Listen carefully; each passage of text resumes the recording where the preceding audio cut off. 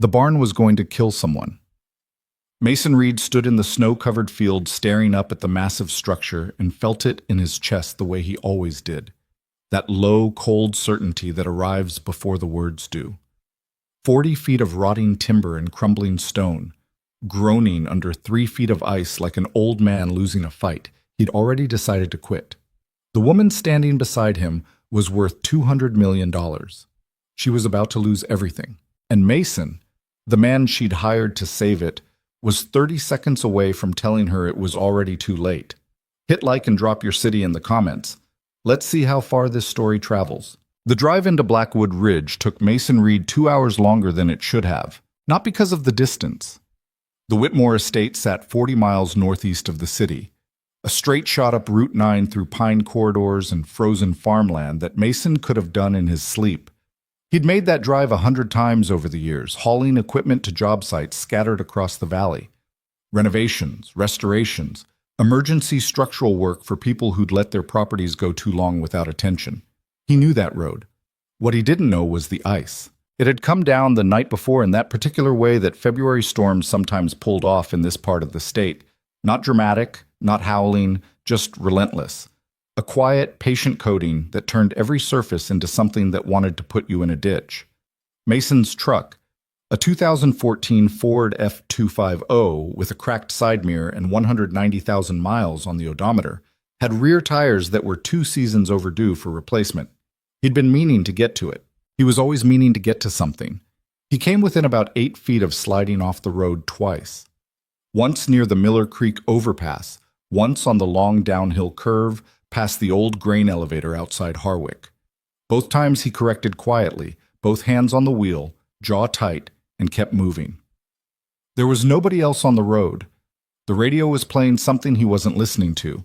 The heater worked on one side. In the passenger seat, his 8-year-old daughter Emma slept with her cheek pressed against the cold window glass, a purple wool hat pulled down over her eyebrows, and her arms wrapped around a stuffed horse she'd owned since she was 3. The horse was missing one eye and had a mane that had been brushed so many times it was more matted felt than hair. Emma called it Captain. Mason glanced at her when he corrected through the second skid.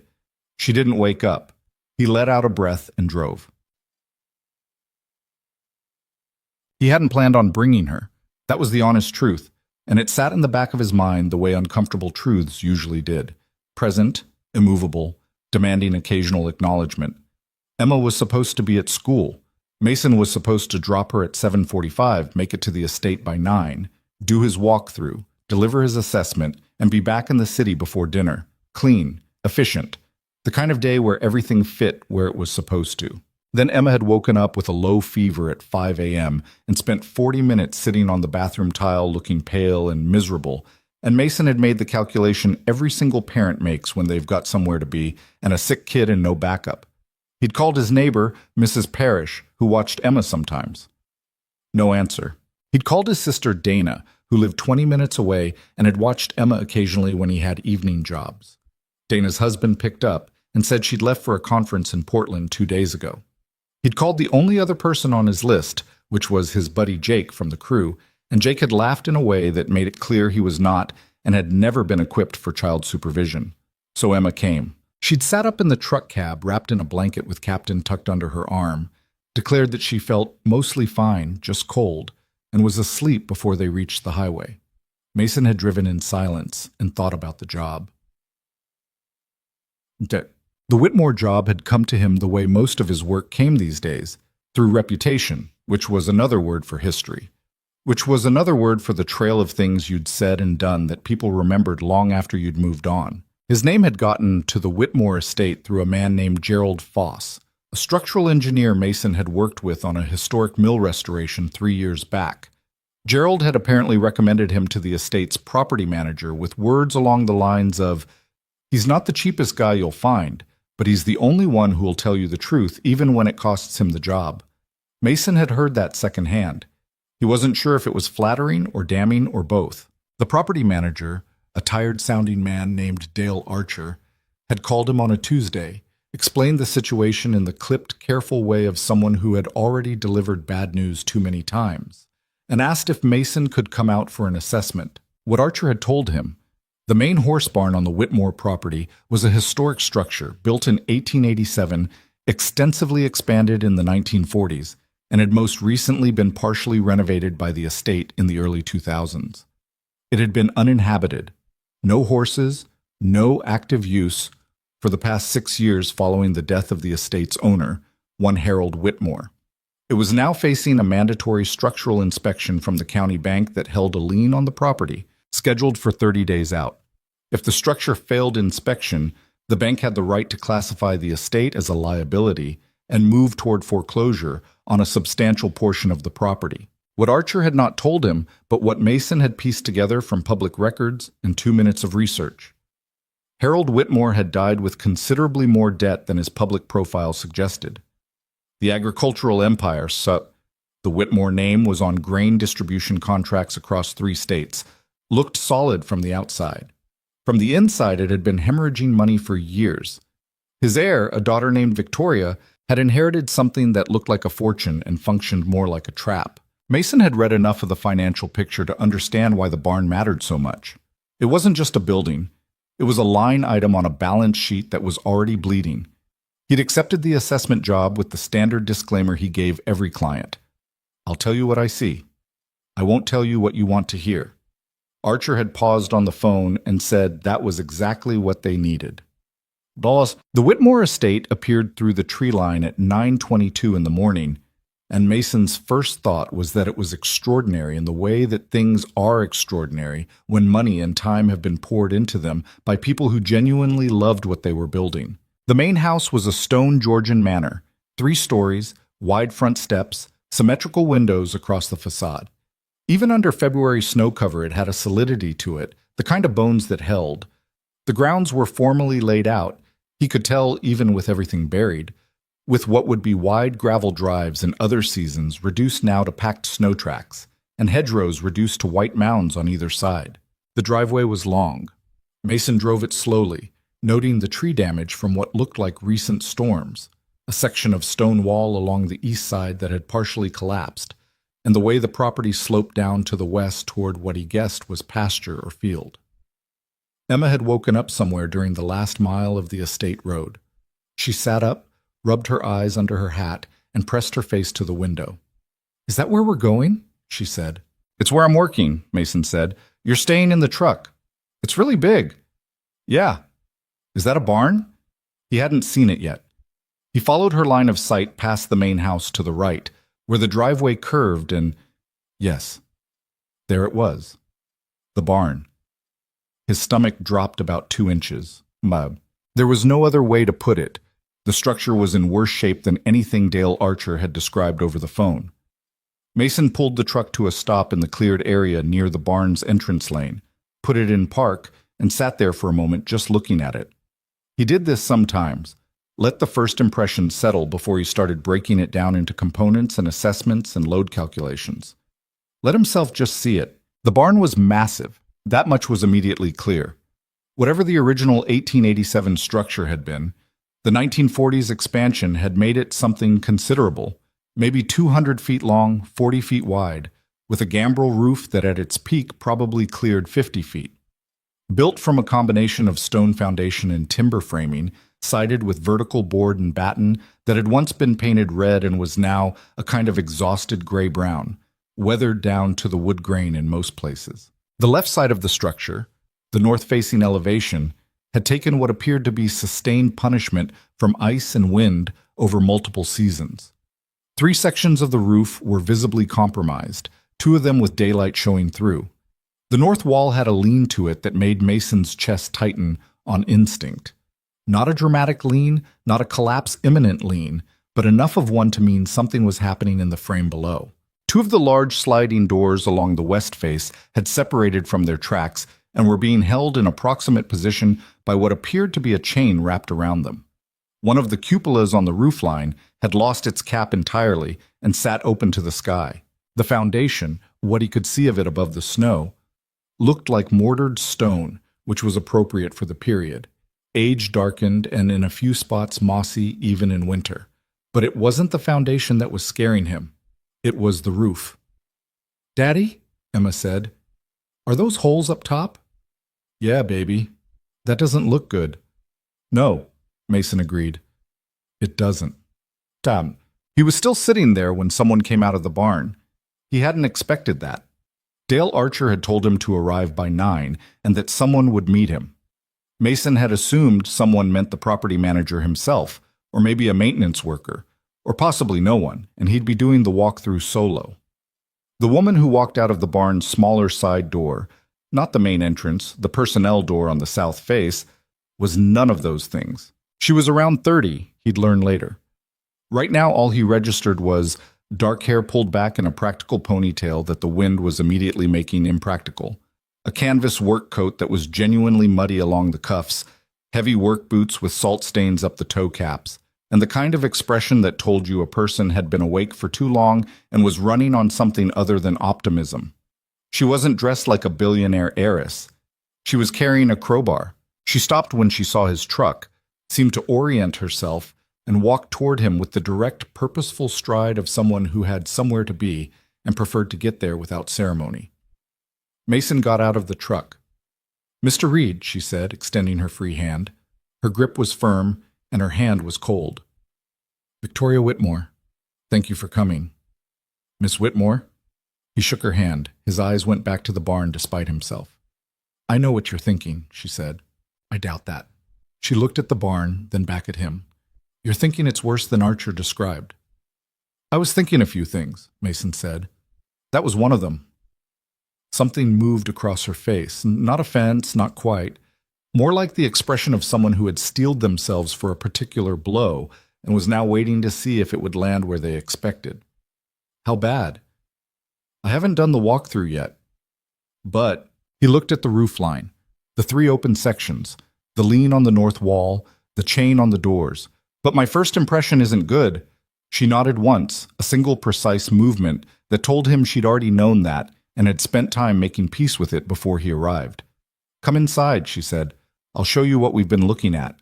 It was only when Mason turned back to the truck to grab his assessment bag that Emma's face appeared in the passenger window, nose pressed against the glass, eyes wide. Victoria Whitmore stopped walking. "You brought someone," she said. "My daughter. She's not feeling well. She was supposed to stay in the truck." "She can come inside," Victoria said immediately. "It's warmer, relatively." Mason hesitated. His default was to keep Emma separate from job sites, not because of her, but because of the way clients sometimes reacted to a contractor who showed up with a kid in tow. Like it said something about his reliability, his focus. "She won't be any trouble," he said, and it came out more defensive than he'd intended. "I didn't think she would be," Victoria said, and her voice had shifted slightly. Some of the business meeting precision had softened. She looked at the truck window where Emma was still pressing her nose flat against the glass in that particular way that made her look like a cartoon. "What's her name?" "Emma." Victoria raised one hand toward the window in a small wave. Emma's eyes went huge and she waved back with both arms like she was flagging down a rescue aircraft. Despite everything, Mason almost smiled. The interior of the barn was, if anything, more alarming than the exterior. Mason walked through it slowly, Emma at his side with her hand in his and Captain tucked under her other arm, while Victoria walked slightly ahead, pointing things out with the crowbar occasionally in a way that suggested she'd been conducting her own informal assessment for days. The barn was divided into 2 main sections by a heavy timber partition wall, a horse stabling area on the north end with 12 stalls, and a larger open area to the south that had been partially converted at some point into what looked like a small indoor arena or workspace. The floors were packed dirt on the north end, poured concrete on the south. The smell was old wood, dust, cold air, and underneath it something Mason always associated with horse barns specifically. That dry hay and animal warmth that lingered even years after the animals were gone. Like the building still remembered. The light was bad. Several of the interior lights were out or missing entirely, and the holes in the roof admitted columns of gray February light that illuminated the dust motes and the problem areas with equal indifference. There were problem areas. Mason moved through the stabling section first, running his hand along the wall framing, pressing his palm against support posts, crouching to look at connections between the original stone foundation walls and the timber framing above. He carried a small flashlight, and a moisture meter and a notebook. He worked quietly, the way he always worked, not ignoring Victoria, but not performing for her either. She seemed to understand this. She stayed close enough to answer questions when he had them and far enough away to let him think. "When did you last have anyone in here?" he asked. "My property crew did a basic walkthrough about 8 months ago," Victoria said. "Before that, nothing since my father died." "No winterization?" "They did some. Covered the main ventilation openings, added temporary bracing to 2 of the stall partition walls." She pointed to a section of the north wall where 2 lengths of 4x4 lumber had been wedged against the framing at a 45-degree angle. "That was Marcus. He's my head groundskeeper. He was worried about that section." Mason looked at the bracing. He looked at the wall it was supposedly supporting. Did Marcus happen to note why he was worried about that section? "He said the wall had movement." "Movement," Mason repeated. "Is that not the right word?" "The word's fine. The thing it describes is the problem." He pressed his palm flat against the wall. Even through his work glove, he could feel it. Not dramatic movement, but present. A slight flex when he pushed that shouldn't have been there. He looked up, tracing the load path above with his eyes, following the pressure down from roof to rafter to post to plate to foundation. "Tell me what you know about the last roof repair." Victoria moved to stand beside him, looking up at the same rafters. 2003. The entire south half of the roof was reshingled and some rafter repairs were done. The north half was assessed and deemed in acceptable condition. "By who?" "A contractor. I don't have his name." "Any documentation?" "Some. Dale Archer has it." Mason made a note. He stepped back and looked up again, and this time he found what he'd been half looking for. The thing that had been nagging at him since he walked in and started reading the barn's structural language. In old buildings, if you knew how to look, the bones told you the story. Not always the full story, but the beginning of one. The rafters on the north section were doing something they shouldn't have been doing. It wasn't immediately obvious. The kind of deflection he was seeing, a subtle bow in the middle of the rafter span, a slight asymmetry in the way the pairs met at the ridge, was the kind of thing that a non-structural eye might walk past without registering.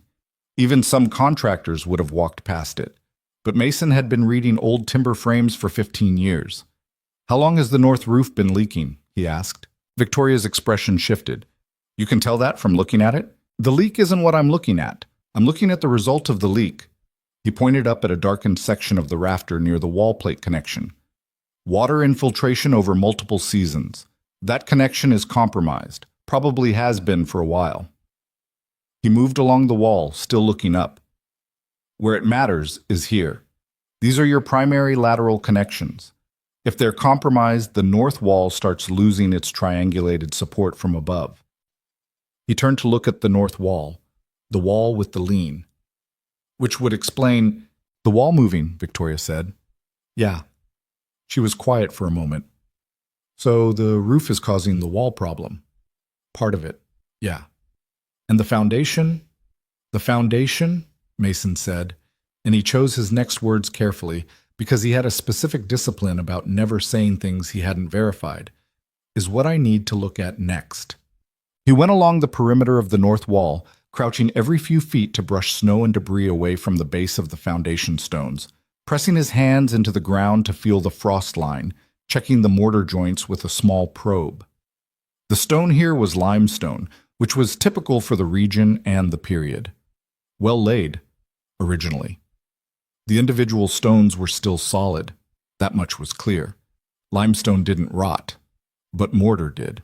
And more importantly, pressure could move things that were otherwise solid if the pressure was applied in the wrong direction for long enough. Emma had been quiet since they came inside, which was unusual for her. She walked along behind him as he worked the perimeter, and he could feel her eyes moving across everything. The stalls, the old iron hardware on the stall doors, the hay forks still hung on pegs along the wall, as if someone had left them there 60 years ago, meaning to come right back. "Did horses live here?" she asked. "They did," Victoria said. She was walking on Emma's other side. "My father had 12 of them. Thoroughbreds, mostly. He loved them." "Where did they go?" There was a brief silence. "When my father passed away, I had them relocated to a partner farm. I didn't have the capacity to care for them here, and I didn't want them to. I didn't want them standing in a barn that wasn't being properly looked after. Emma considered this with the serious thoroughness she applied to most things. That was good thinking, she decided. Thank you, Victoria said, and her voice had something in it that was different from the tone she'd been using with Mason. Lighter, but also somehow more fragile. Mason was still crouched at the base of the north wall, running his probe through a mortar joint, when Emma crouched down beside him. Daddy, she said. Yeah, baby. Look at that. He looked where she was pointing. There was a section of the stone foundation where the winter snow had drifted against the wall, and then partially melted and refrozen, creating an ice shelf along the base. Emma was pointing at a gap, maybe 2 inches, between the bottom of the timber wall plate and the top of the foundation stone directly below it. Mason went still. He moved his flashlight to the gap. He looked at it for a long moment. Then he looked up, mentally retracing the load path he'd been building in his head for the last 40 minutes. He looked at the gap again. He looked at the roof. He looked at the north wall, lean. And something clicked. Tell me, Victoria said from behind them both. She was watching him with her arms crossed, and there was something in her voice that walked the line between impatience and dread.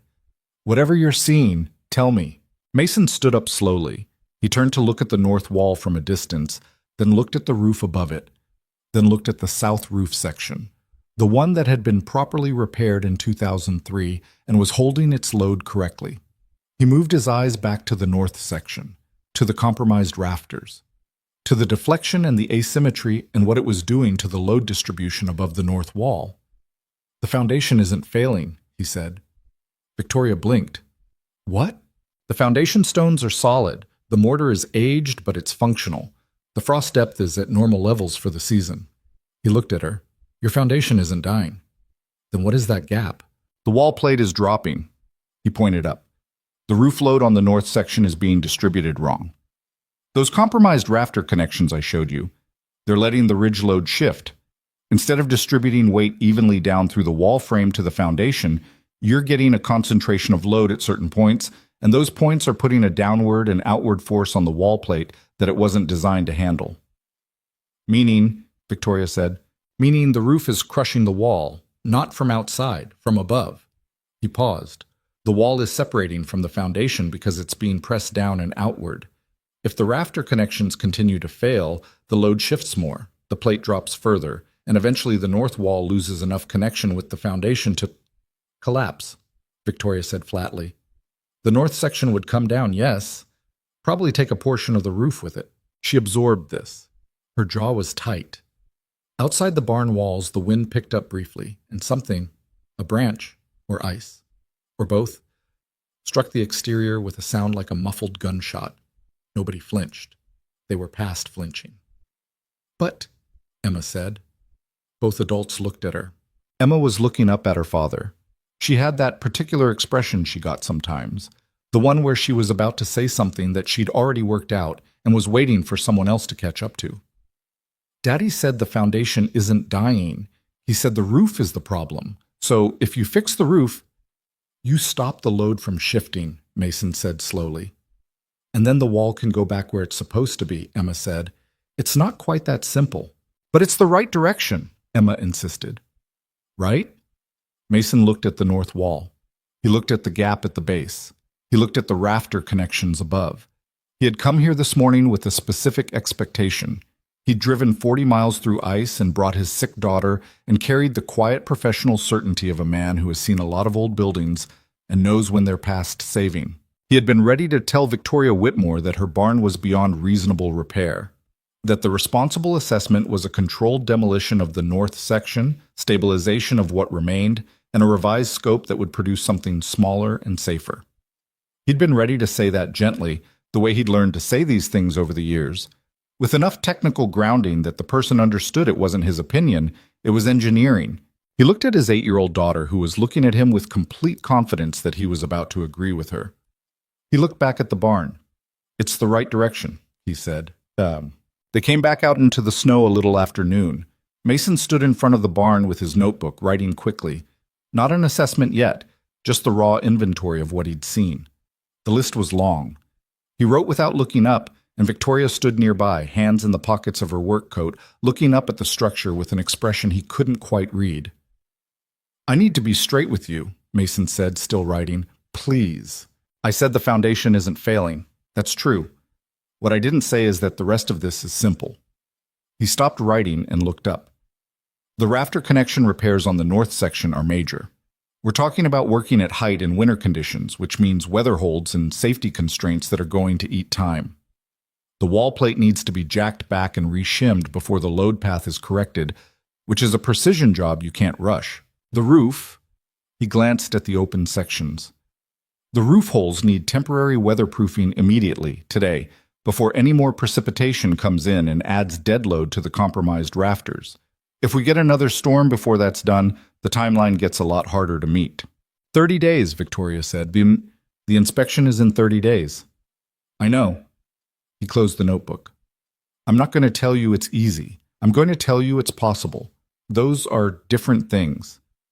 She looked at him steadily. She had dark eyes and a way of holding your gaze without aggression that was harder to read than aggression would have been. "How many people do you need?" she asked. 4-person crew minimum, more for the roof work. "Can you get them?" "My regular crew is available. 2 of them." He paused. "I'll need to bring in a rigging specialist for the rafter work. I know a guy." "And you?" "And me," he said. "Will you take the job?"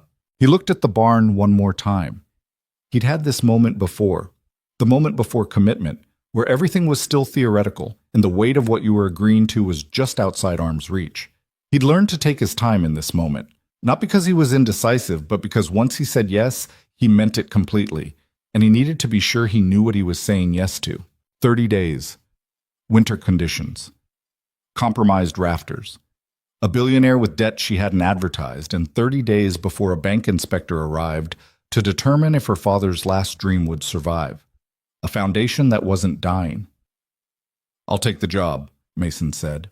Victoria Whitmore let out a breath so controlled it was almost invisible. If he hadn't been watching closely, he would have missed it. The smallest possible expression of relief from a person who had apparently decided a long time ago that the world wouldn't see her fall apart. "Thank you," she said. "Don't thank me yet," he said. "Ask me again in 30 days. Emma, who had been sitting on the truck's front bumper eating a granola bar that she'd apparently located in her coat pocket, looked up. "Can I come back?" she asked. Victoria looked at her.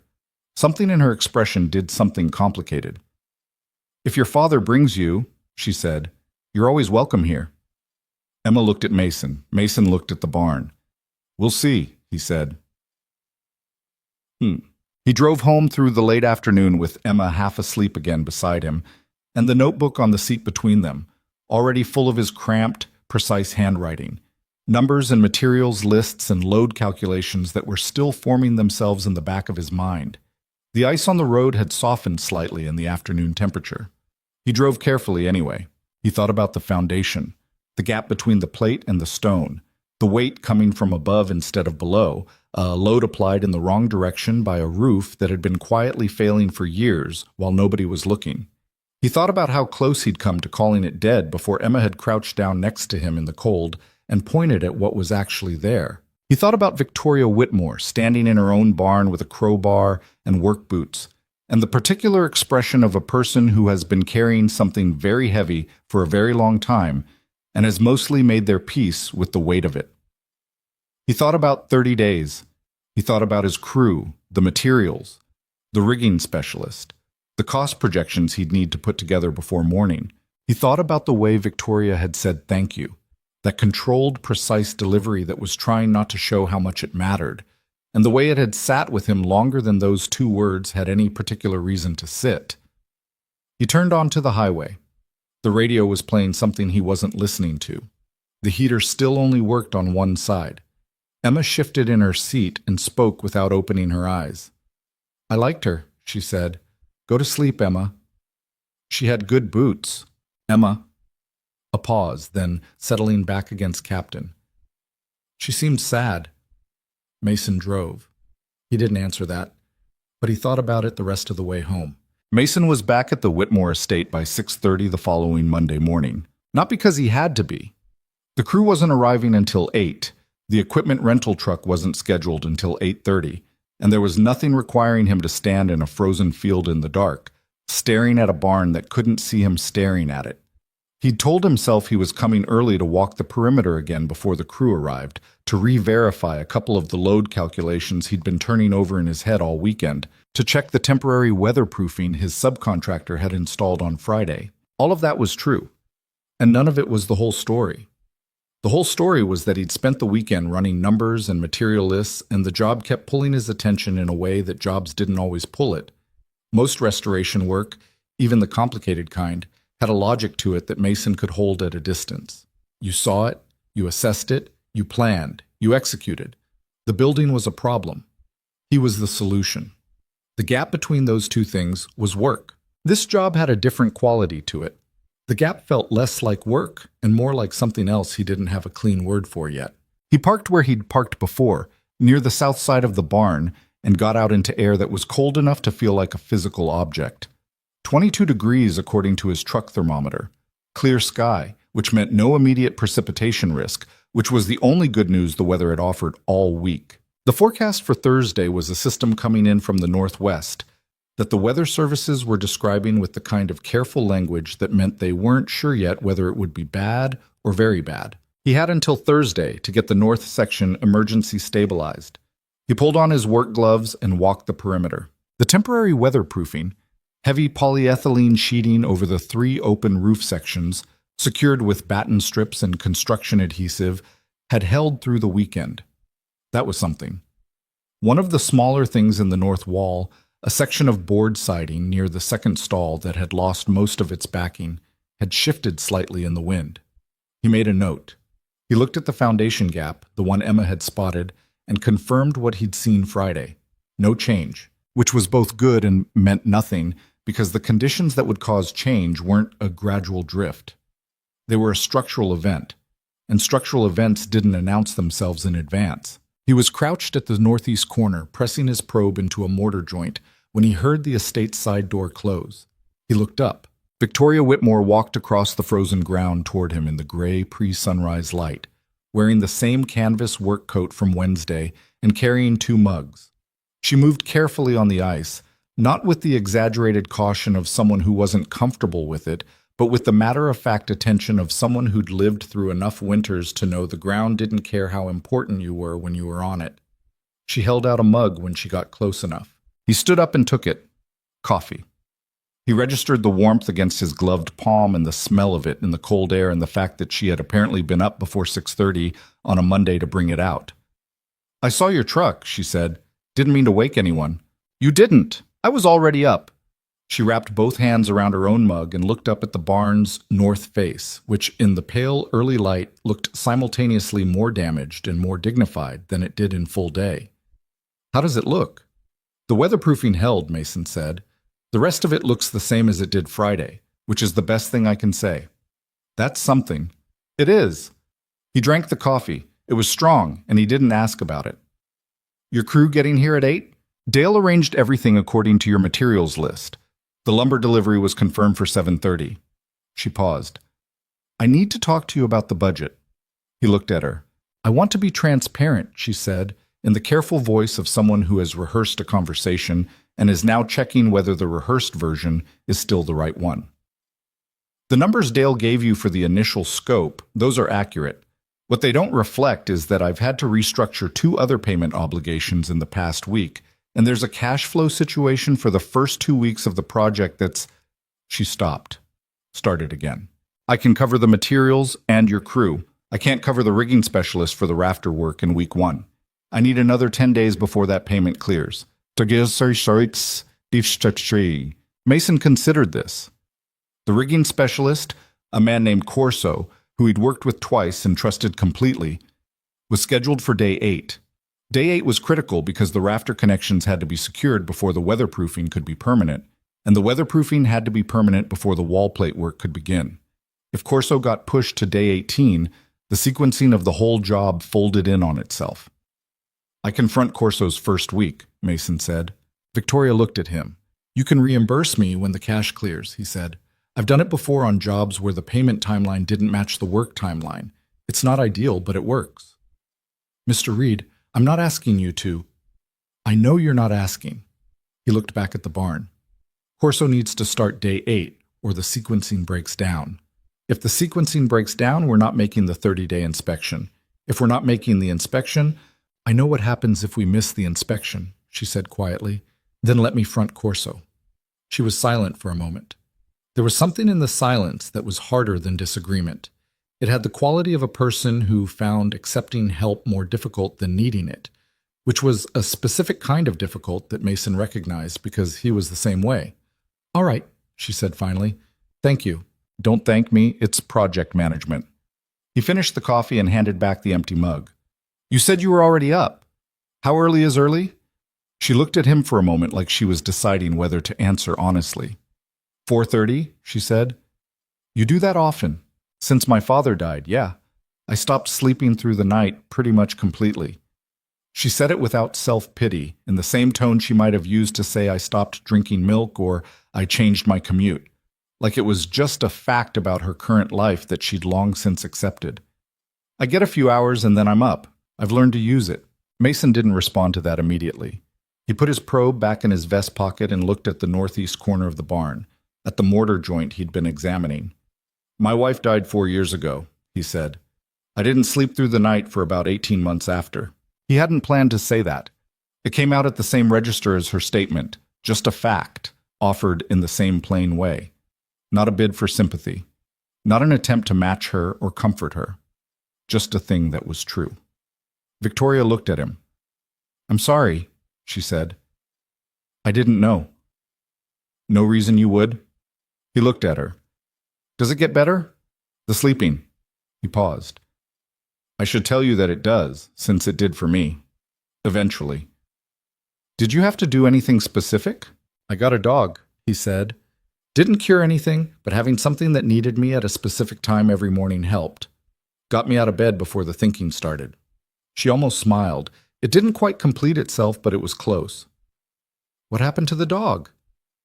He's at home right now, destroying a rope toy that Emma gave him for his birthday. He picked up his notebook. His name is Tank, and he weighs 11 pounds. This time the almost smile went all the way, just briefly, just enough to change her face completely. Then headlights swept across the frozen ground from the driveway, and the lumber delivery was arriving, and the conversation was over, and the day began. Boom. The crew arrived at 8 on the nose. 2 of them were Mason's regulars, Danny Ruiz and Carl Peterson, who had been working with Mason long enough that they communicated in the compressed shorthand of people who had solved enough problems together to have developed shared vocabulary for all of them.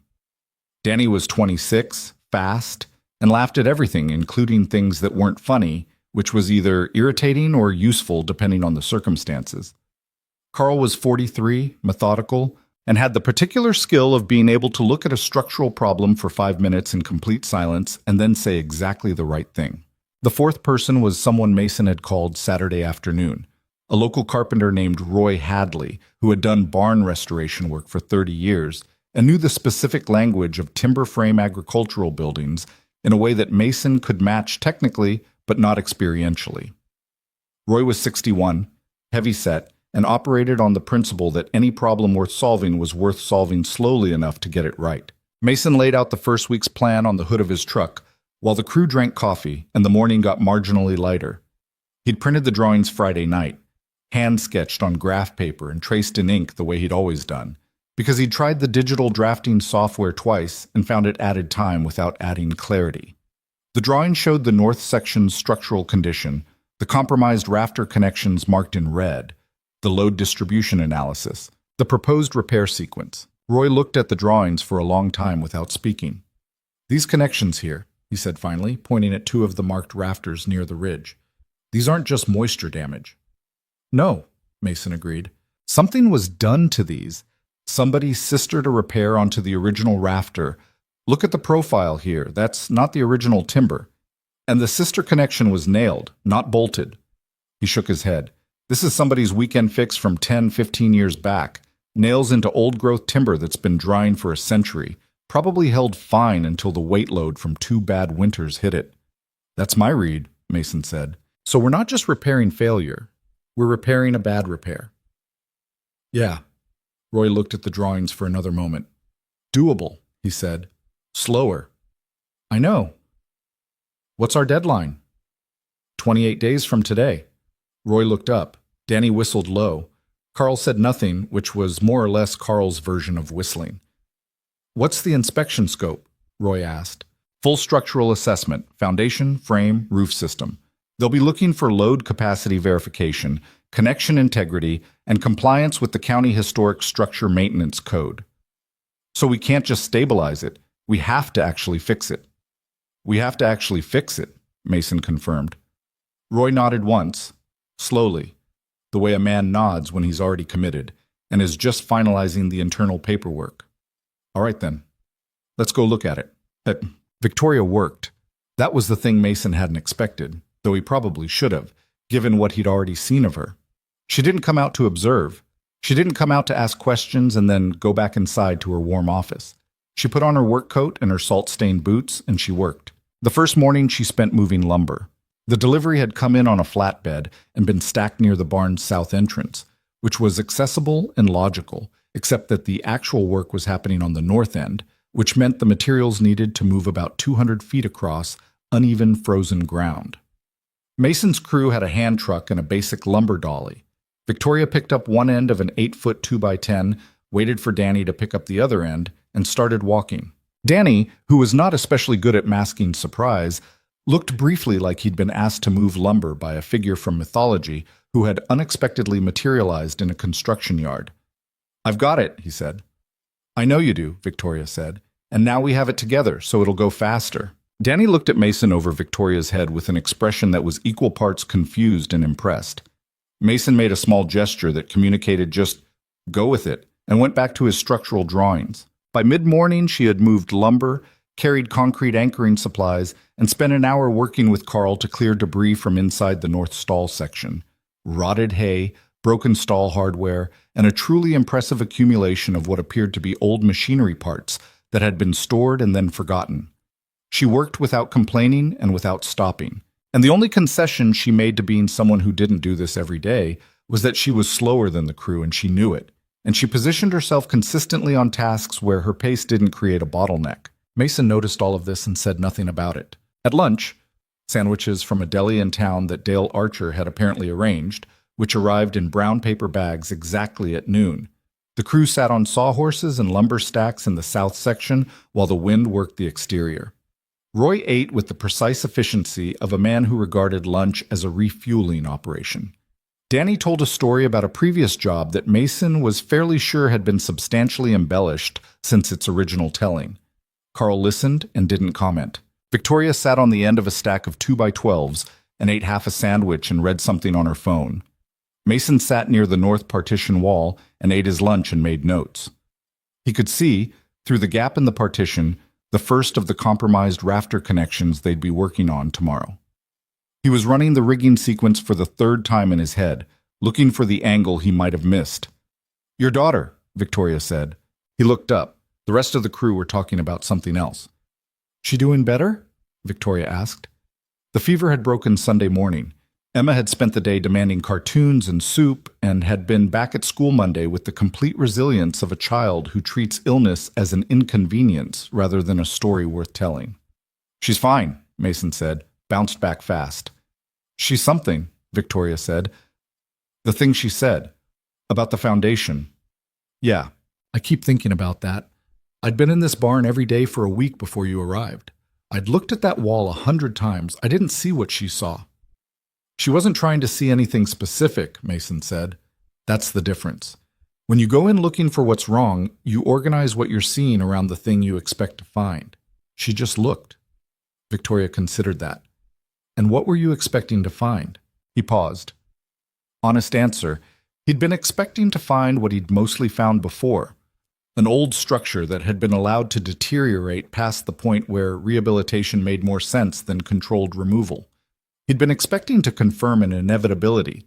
He'd been ready to do it kindly, but he'd been ready to do it. Something worse, he said. She looked at him steadily. You were going to tell me to tear it down. It wasn't really a question, but he answered it. Part of it, yeah, the north section. But Emma showed me the gap. I put the gap together with everything else and understood what was actually happening. He looked at the wall. I should have seen it myself. I was reading the conclusion before I'd finished reading the evidence. Victoria was quiet for a moment. "You're very honest," she said. "Dale told me that. I thought it was a professional thing, like a selling point. But it's not, is it? It's just how you are." Mason wasn't sure how to respond to that, so he took a bite of his sandwich and looked at his notes. "Is that ever a problem?" she asked. "Pretty regularly," he said. Thursday came with the storm it had promised. It arrived around 3 in the afternoon, and it came in not as snow, but as ice. Freezing rain that turned the world outside the barn into something that sounded like static, a constant low hiss of ice crystals hitting every surface available to them. The temperature had dropped 9 degrees since morning. The wind was coming from the northwest at sustained 22 miles per hour, with gusts that hit the north face of the barn and made the whole structure do the thing that old timber frames do. Breathe, Mason called it in his head, because there was no better word for the subtle flex and creak of a building responding to lateral load the way it was designed to do, 1,000 times, without failing. The crew had gotten the first 3 rafter connections prepped before the storm hit. Not repaired, prepped, which meant the compromised sections were exposed, assessed, and staged for the actual repair work. It had taken 3 days of careful work, working at height inside a 50-foot barn in 20-degree temperatures with the kind of precision that old-growth timber demands. You couldn't rush the exposure work because rushing it meant finding out what you damaged only after the damage was done. They were still in the barn when the storm arrived, finishing the staging on the 3rd connection. Mason had everyone down from the scaffolding within 20 minutes of the first real gusts. He wasn't willing to have anyone working at elevation with ice rain creating surface conditions on platforms that were already perched on uneven old stone floors. They waited it out in the south section, which was the most weather-tight part of the structure. Danny and Carl played cards. Roy looked at the structural drawings. Mason stood near the south door with one panel pushed slightly open, watching the storm move across the estate grounds and thinking about sequencing and timing. Victoria appeared from the estate house around 4, moving across the ice-covered ground with the careful, deliberate stride he was beginning to recognize. She ducked in through the south door and pushed it shut behind her, and brought a gust of freezing air and the smell of the storm with her. She pulled down her hood. Her hair was wet at the edges. "How bad is it?" she asked. "Storm's manageable," Mason said. "The issue is tomorrow. If this ices everything over tonight, the scaffolding setup is going to need to be reevaluated before anyone goes up." "How much time does that cost us?" "Half a day. Maybe a full day depending on how bad the surface conditions are in the morning." She absorbed this. He watched her do the math, the same math he'd already done, the 30-day window compressing by another day, the inspection date fixed and immovable. "We still make it?" she asked. "If nothing else goes wrong, yes." She looked at him. They both understood what the qualifier in that sentence meant. Roy looked up from the drawings. "You know," he said to no one in particular, in the tone of someone who has decided to say something they've been holding for a while, "I worked on the old Callaway stable over on Route 14 about 15 years back. Similar structure, similar era, similar condition. The owner's son kept asking me every morning whether we were going to make his deadline." "What'd you tell him?" Danny asked. "Told him every morning, same thing. The barn doesn't care about your deadline. You can't threaten a building into cooperating. You just do the work right, and the work takes the time it takes." He went back to the drawings. There was a brief silence. "Is that meant to be comforting?" Victoria asked. "No," Roy said pleasantly. "It's meant to be accurate." Mason looked at his watch, then at the storm through the door gap. "I need to check the weatherproofing on the north section before it gets dark," he said. "The batten strips on the center panel swung. I want to verify they're holding with this wind load." "I'll come," Victoria said. "You don't need to." "I know." She pulled her hood back up. "I want to see it." They went around the north face of the barn in the full force of the storm, moving along the foundation wall with their shoulders turned into the wind. The ice rain was fine and constant and found every gap between collar and jaw, every exposed inch of wrist between glove and cuff. Mason moved quickly, running his flashlight up the wall to the roof edge, checking each of the 3 weatherproofed sections. The first 2 were holding. The battens were tight, The sheeting was pressed flat against the sheathing boards by the wind rather than being pulled away from them, which meant the adhesive had held. The third one, the largest, covering the section nearest the north gable, had a problem. One of the batten strips on the upper right corner had pulled free. Not catastrophically. The sheeting was still in place, held by the remaining battens and by gravity, but the freed corner was lifting and slapping in the gusts, pulling the adhesive bond along that edge with each motion. If it went fully free in tonight's wind, the sheeting would tear. The section would be exposed. Ice rain would hit the compromised rafter connections directly. Mason looked at it for 2 seconds, and then he was moving, back to the south entrance, to the equipment storage, grabbing the extension ladder and the cordless drill and a handful of batten strips and the construction adhesive gun. He was back at the north face in 4 minutes. "Hold the ladder," he said to Victoria, and she took it without comment and braced it against the frozen ground and held it while he went up. The wind at elevation was considerably worse than at ground level. It hit him sideways with the full force of a February gust, and he gripped the ladder with one hand and waited for it to ease, then kept going. At the top, he could reach the freed corner of the sheeting. He worked fast, pressing the corner down, running a new bead of adhesive under it, pressing it again, then placing a new batten strip and driving screws through it into the sheathing board below. The drill slipped on the second screw because his hands were cold and wet, and he lost the screw and had to reach into his vest pocket for another one. He found it, placed it, drove it. The batten held. He did 2 more screws along the upper edge for redundancy, then came back down the ladder. His hands were shaking slightly from the cold. He was aware of this and not embarrassed by it. It was 22 degrees and he'd been working exposed for 8 minutes. His hands were supposed to shake. Victoria was still holding the ladder when he reached the ground.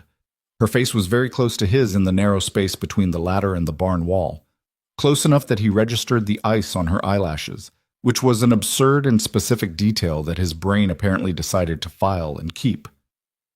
"Is it holding?" she said. She had to raise her voice over the wind.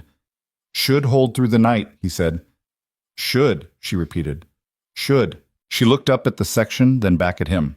They were still very close to each other in the narrow space, and neither of them moved for a second. The storm was loud around them. Then Mason stepped back and picked up the ladder, and they both moved back toward the south entrance with their heads down.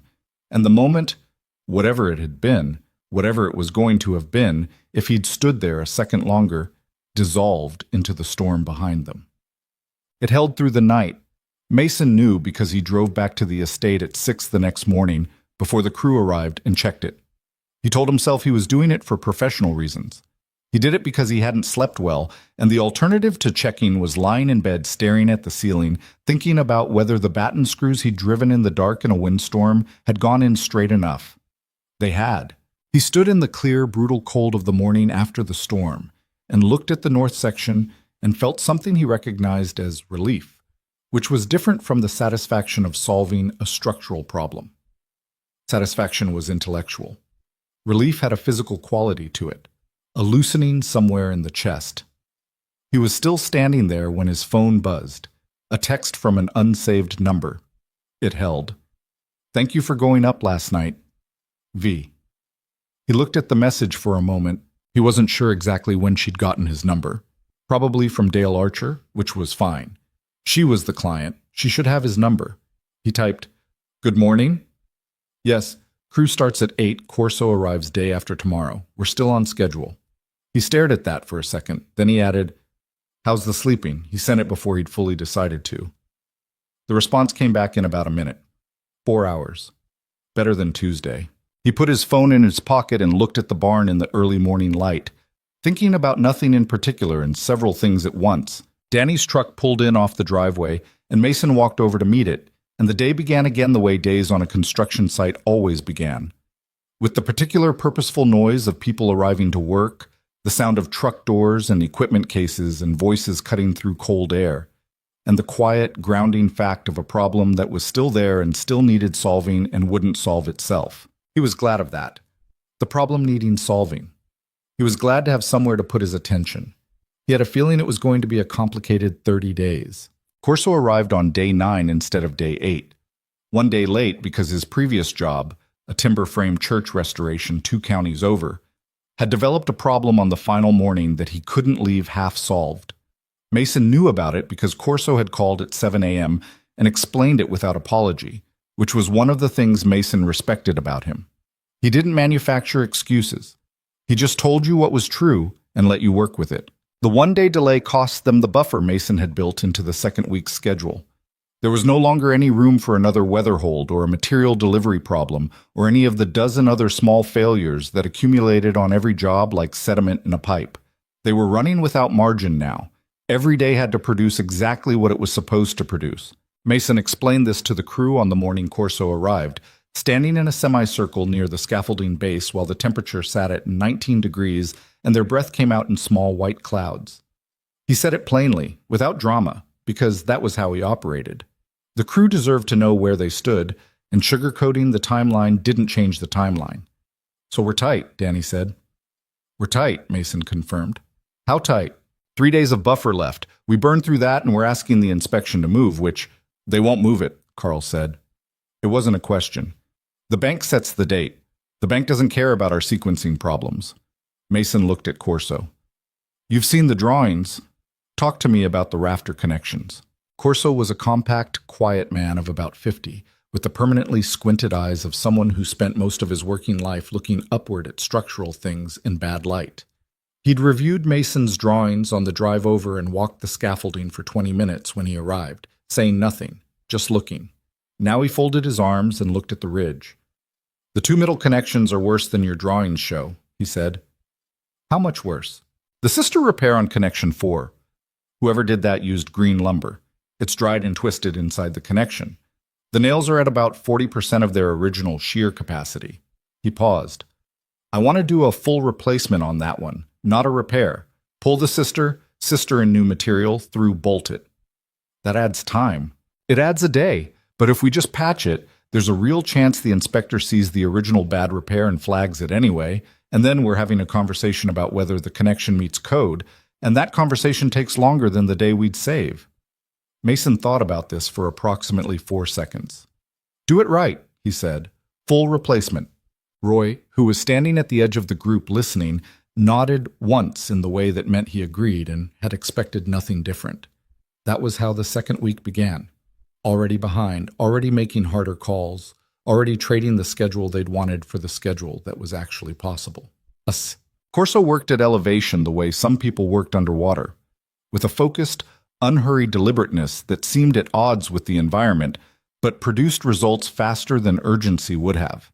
Mason worked beside him on the scaffolding for the first 2 days, and Danny worked the lift lines from below, and Carl managed the material staging. Roy spent those days on the north wall, beginning the wall plate assessment, the work that would determine whether the gap Emma had spotted could be corrected and how. Victoria worked. She was there every morning before the crew arrived, and she stayed until the light was gone, which in February meant she stayed until 5, and then continued doing administrative work on the estate that she'd pushed to the evening to make room for the barn during the day.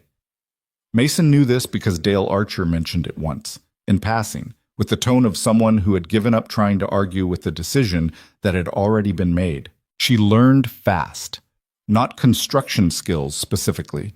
She wasn't pretending to be a carpenter, and nobody expected her to be. But she learned the site.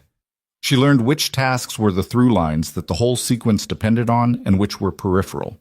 She learned when to ask questions and when the question could wait until the end of the day. She learned the names of things: rafter, ridge board, wall plate, through bolt, shear load, and she used them correctly when she needed to communicate something, which meant the communication was faster and lost less in translation. Danny warmed to her completely by day 3. This was not difficult. Danny warmed to most people by day 3, but with Victoria, it was genuine rather than social. She had a dry, quiet sense of humor that surfaced occasionally in the spaces between the harder moments, and Danny appreciated it visibly. He started deferring to her on material staging questions without being asked to, which was his version of trust. Carl was more reserved, which was Carl being Carl. But Mason noticed that when Victoria said something about the structural work that was technically accurate, Carl would give a small nod that he gave to almost no one. For Carl, that was practically a standing ovation. Roy watched her with the thoughtful attention of someone assembling a portrait. He didn't say much. He worked, and Mason watched all of it. The crew, the barn, the progress, the weather, and tried to maintain the professional distance that the situation technically called for. He was not entirely succeeding at the professional distance. The thing was, it kept catching him off guard. Not any single thing. A collection of things that didn't individually mean anything but were collectively becoming difficult to ignore. The way she handed him coffee in the morning without being asked and without making it a moment. The way she talked about her father. Not often, not performatively, but sometimes in the evenings when the crew had gone and they were doing the end-of-day walkthrough, she would say something that landed a piece of the picture. The way she worked, which told you things about a person that conversation sometimes didn't. The patience of it. The willingness to do things that were unglamorous. The absence of any apparent expectation that the work would accommodate her. On day 11, he was on the scaffolding with Corso finishing the through-bolt installation on connection 4 when he heard her below talking to Roy. He wasn't trying to listen. The barn's acoustics were what they were. "Your father designed this himself?" Roy was asking. "He had an architect for the structure," Victoria said. "But the layout, the stall configuration, the arena space, that was his. He knew exactly how he wanted it to work." "What was he building it for?" A pause. Then, "A riding center for families in the valley. He grew up in Blackwood Ridge. His family didn't have money, and there was no place for kids around here to learn to ride who couldn't afford private lessons. He always said that." Another pause, shorter. "He spent about 20 years building the business to the point where he could afford to do the community project he'd wanted to do when he was 12. And then he died before he finished it," Roy said. 3 months before the first phase was supposed to open. Her voice was steady. Not flat. Steady, which is different. The voice of someone who has had this conversation with the grief enough times to carry it without it carrying them. "The debt situation, the problems I'm dealing with now, a lot of it came from his medical costs in the last 2 years. He didn't tell me how bad it was. He didn't want me to—" She stopped, started differently. "He was protecting me from a problem that I then had to deal with alone because I didn't know it was coming." "That's a particular kind of hard," Roy said. "Yeah." Mason, above them, drove the next through bolt with careful, quiet strokes. On day 13, the north wall plate assessment came back with results that were better than Mason had feared and worse than he'd hoped, which was the standard condition of things on a job like this. Roy sat with him in the south section at the end of the day. The drawings spread on the lumber stack between them and walked him through it. The wall plate, the heavy horizontal timber that sat on top of the foundation stone and carried the weight of the wall frame above, had experienced the deflection he'd expected. In 3 sections along the north wall, the plate had dropped between a 1/4 inch and a 1/2 inch from its original position, creating the gap at the foundation interface that Emma had spotted. The plate itself was still structurally sound. The stone below it was still structurally sound. The problem was the gap, which created a connection discontinuity, which meant load transfer between wall and foundation was happening through contact rather than proper bearing. "We can jack it," Roy said. "Controlled hydraulic jacking, bring it back to bearing. But we need to do it after the rafter loads are corrected, not before. If we jack the plate before Corso finishes the ridge work, we're trying to push the wall back into position while the roof is still shoving it down." "Sequence it after connection 6 is secured," Mason said. "That's day 17 minimum." 17, Mason repeated. He looked at the calendar he kept taped to the inside of his notebook cover. The inspection was day 30. That left 13 days after the jacking to do the permanent weatherproofing, the interior repairs, the documentation, and a final pre-inspection walk with Roy to make sure there was nothing they'd missed. 13 days for work that would normally take 3 weeks. "We can do it," Roy said. He didn't say it optimistically. He said it the way someone states a fact that they know is true and don't feel the need to dress up. "It'll be long days, but we can do it." Mason nodded. He folded the drawings and put them back in his bag. Victoria had been sitting on a sawbuck 10 feet away, going through paperwork on a clipboard while they talked. She'd been there for the whole conversation, not intruding, not asking questions that would interrupt the technical assessment. Now she looked up. 13 days, she said. 13 days, Mason confirmed. She looked at the clipboard for a moment, then she set it aside and looked at him directly. "Tell me what you need from me." "Right now?" Right now and for the rest of this. He thought about it honestly, which was the only way he knew how to think about things. Early starts. I need the south section cleared of those remaining machine parts by tomorrow morning. The crew needs it for staging the jacking equipment. I need Dale to confirm the hydraulic jack delivery for day 16. And I need... He paused. What? I need you to be ready for the possibility that something else goes wrong, he said.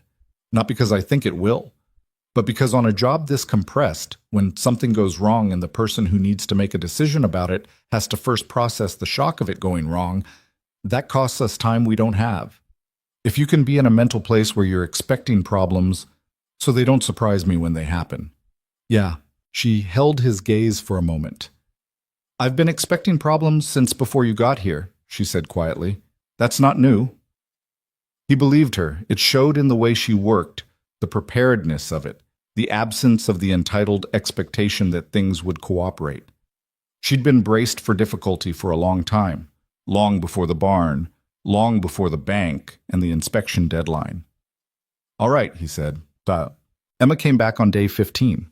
It was a Saturday, which meant no school, and Mason had come in on a Saturday because the hydraulic jack delivery had been moved up a day, and he needed to supervise the staging. He told Emma she could come if she stayed out of the active work areas, and she'd agreed with the immediate, fervent agreement of a child who has already decided where she wants to be and is not interested in negotiating. She was wearing her purple hat and carrying Captain, and she walked into the barn with the comfortable familiarity of a place she'd already mapped in her head and remembered accurately. Victoria was in the south section organizing the material inventory when Emma walked in. She looked up, and something happened in her face that was immediate and unguarded in a way that Mason rarely saw from her. Emma, she said. Hi, Ms. Whitmore. Emma looked around the barn with the systematic inspection of someone cataloging changes. It looks different in here. It does, Victoria agreed. Come see. They walked the barn together while Mason dealt with the jack delivery at the south entrance, Victoria pointing out the scaffolding on the north end, the repaired connections visible above, the cleared stall section that had been prepped for the next phase. Emma asked questions with the particular quality that her questions had always had, which was that they were always the question underneath the obvious question. Why do the rafters have to be bolted instead of nailed? She asked. Because bolts create a clamping force, Victoria said, and Mason could hear in her voice that she was working with information she had absorbed in the last 2 weeks. Nails just hold by friction. When the load shifts, nails can pull out. Bolts hold even when things move. So it's like, Emma thought about this, like how a seatbelt is better than just holding on. That's exactly what it's like, Victoria said. I'm going to use that explanation from now on. Emma looked up at the scaffolding. Can I go up? No, Mason said from across the barn. Emma did not look surprised. I figured, she said. Later, at midday, Emma had installed herself in the south section with a drawing pad that she apparently carried in her coat pocket along with an impressive array of other supplies. 2 pencils, a small ruler, a granola bar that she'd already eaten, and a folded piece of paper that turned out to be a hand-drawn map of what she called places I want to see before I'm 10, which included 3 states, 1 national park, and the Whitmore Estate stable, which she had apparently added to the list at some point in the last 2 weeks. Victoria sat down beside her and looked at the map. She was quiet for a moment. You put the stable on here, she said. Emma nodded seriously. I added it after last time, because it's a place I want to come back to. She looked at Victoria. Is that weird? No, Victoria said. Her voice had gone to the quiet register again, the one that wasn't sadness exactly, but was adjacent to it. I think that's the nicest thing anyone said about this place in a long time. Emma seemed satisfied with this and went back to her drawing.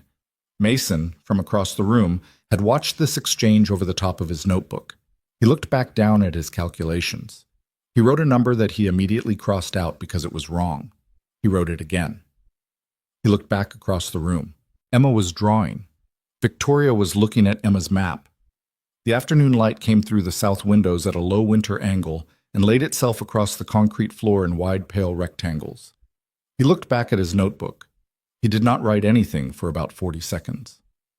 Day 17 arrived with a sky the color of old dishwater and a temperature that had dropped back to single digits overnight, which was February deciding to remind everyone that the calendar's concessions to late winter were temporary and could be revoked. The hydraulic jacking was the most technically demanding single operation of the entire project. Mason had explained this to Victoria the night before, sitting in the estate kitchen after the crew had gone. The kitchen was where the end-of-day conversations had migrated over the past week by unspoken mutual agreement, because it was warm and had a table large enough for drawings, and was, Mason had come to understand, the room in the estate house where Victoria actually lived when she wasn't working. Not the formal rooms he'd glimpsed through doorways. The kitchen. The one with the worn wooden table and the mismatched chairs and the coffee maker that had apparently been there since her father's time. He'd laid out the jacking sequence. 4 jacking points along the north wall, controlled lifts of no more than 1/8 of an inch per pass, each pass followed by an assessment of the rafter load response above. If the ridge work was complete and the load path was corrected, the jacking would bring the plate back to bearing against the foundation stones and the gap would close. If anything in the rafter system above was not yet fully secured, the jacking could shift load into the wrong place and create a new problem faster than they could respond to it. "What's the failure scenario?" Victoria had asked. "If there's an unsecured load path above when we jack, the worst case is a rafter connection failing under the redistributed load, which would mean the roof. A section of the roof, yes." He'd looked at her. "It won't happen. Corso finished the last connection yesterday. Roy and I walked the whole ridge this afternoon. Every connection is secured and through bolted." He'd paused. "But I'm telling you the failure scenario because you asked, and because you asked me to be honest about what could go wrong." She'd looked at him for a moment across the table. "Have you done this before? The jacking on a historic timber frame?" "Twice. Both times successfully." "What happened on the unsuccessful version?" He'd looked at her steadily. "There hasn't been an unsuccessful version, but you know what it would look like." "Yes. And you're confident enough that it won't look like that to proceed tomorrow?" "I am." She'd nodded. Then she'd poured more coffee into both mugs without asking and gone back to her paperwork. And he'd gone back to his drawings. And they'd sat like that for another hour in the warm kitchen with the winter pressing against the windows, each in their own work. And it had been one of the most comfortable hours Mason had spent in a very long time, which was not a comfortable thing to acknowledge. Now, on day 17, standing at the north wall with Roy, at 6:15 in the morning, Mason ran the pre-jack checklist with the careful attention of a man who has told someone the worst case won't happen and intends to make that true. Corso was on the scaffolding doing a final visual on connections 1 through 6. Carl had the jacking equipment staged. Danny had the monitoring station set, 4 points along the ridge where he would watch the connection hardware during each lift increment and call down any movement. "Ready?" Roy said. "Ready," Mason said. Roy put his hand on the first jack and looked at Mason with the quiet eyes of a man who had done hard work for 40 years and was not afraid of hard work. "Slow and steady," Roy said. "Slow and steady," Mason agreed. The jacking took 6 hours, not because something went wrong, because doing it right at the pace it required to be right took 6 hours. Each 1/8-inch increment, each pause, each assessment from Danny above and Roy below and Mason everywhere at once, moving between the 4 jacking points, reading the structure's response, checking the foundation interface, communicating with Corso on the ridge. The barn talked to them the whole time in the language of old timber under load, creaks and pops, and the occasional low groan that made everyone's shoulders tighten until Mason read it and confirmed it was normal movement and not distress. Victoria stood near the south partition the entire time. She didn't pace. She stood, arms folded, watching. Occasionally she handed someone a tool or a measurement sheet. Mostly she just stood and watched and held whatever she was holding inside herself without letting it show in any way that would put extra weight on the room. Around hour 4, Danny called down from his monitoring position at the 3rd rafter cluster. "Movement at connection 3. Every person in the barn went still. "Define movement," Mason called up. A pause. Mason could picture Danny up there with his flashlight on the hardware, looking at it with the new style focus he got when something actually required it. "Settling," Danny called. "Hardware is moving into seat. It's seating under the load, not pulling." Another pause. "It's good. It's what you want." The shoulders in the room came down by about half an inch collectively. Continue, Mason said, and Roy went back to the fourth jack.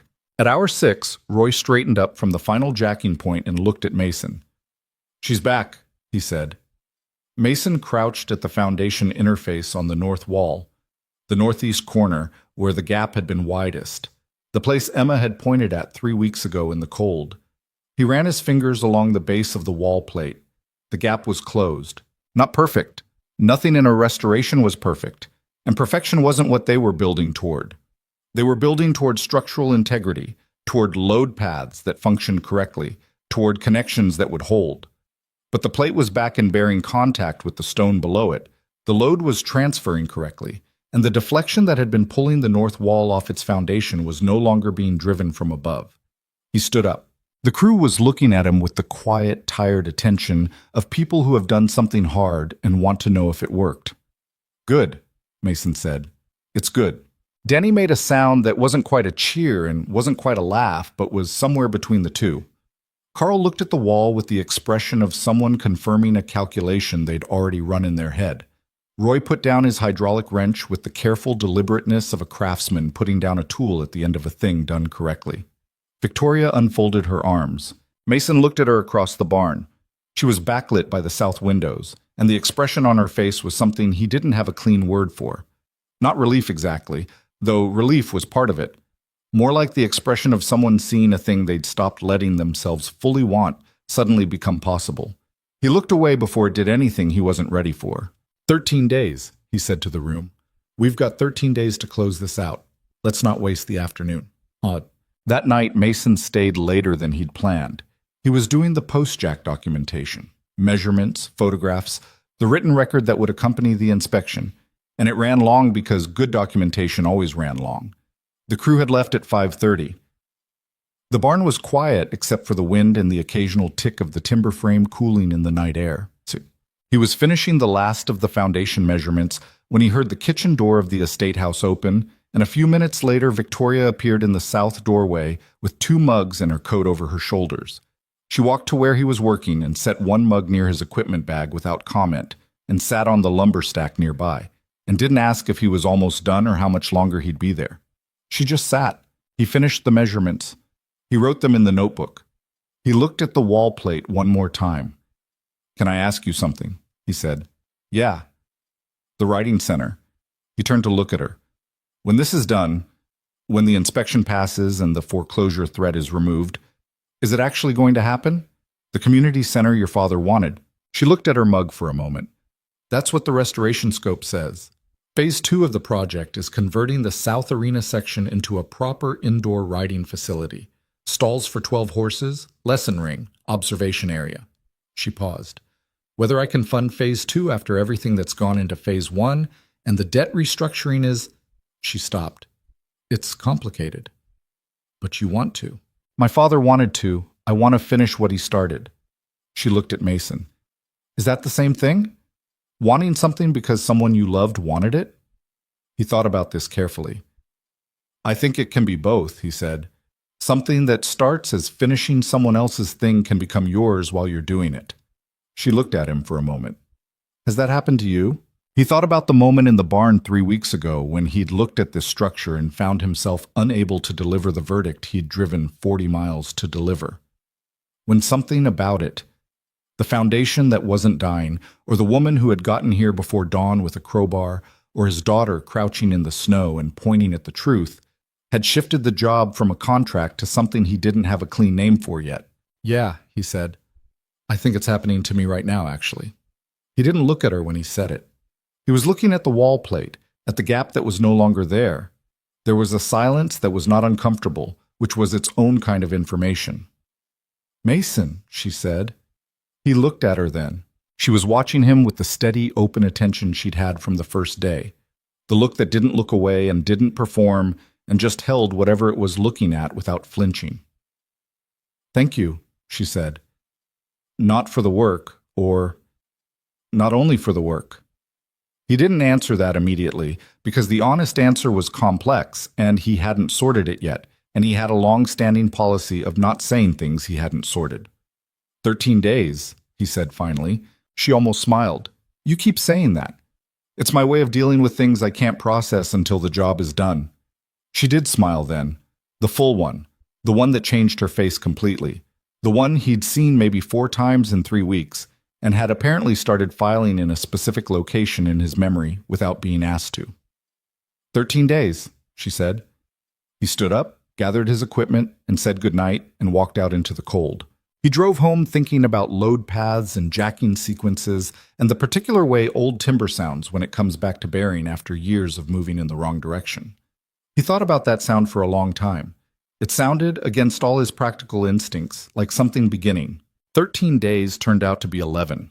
Not because things got easier, because Mason pushed harder than he probably should have, and the crew pushed with him without being asked. And somewhere around day 20, the job had shifted into the thing that happened occasionally on a restoration project when enough people cared enough about the outcome. When the work stopped feeling like work and started feeling like an argument you were winning against something that had been losing for years. The permanent weatherproofing on the north section went down on day 18. Real roofing, not polyethylene sheeting.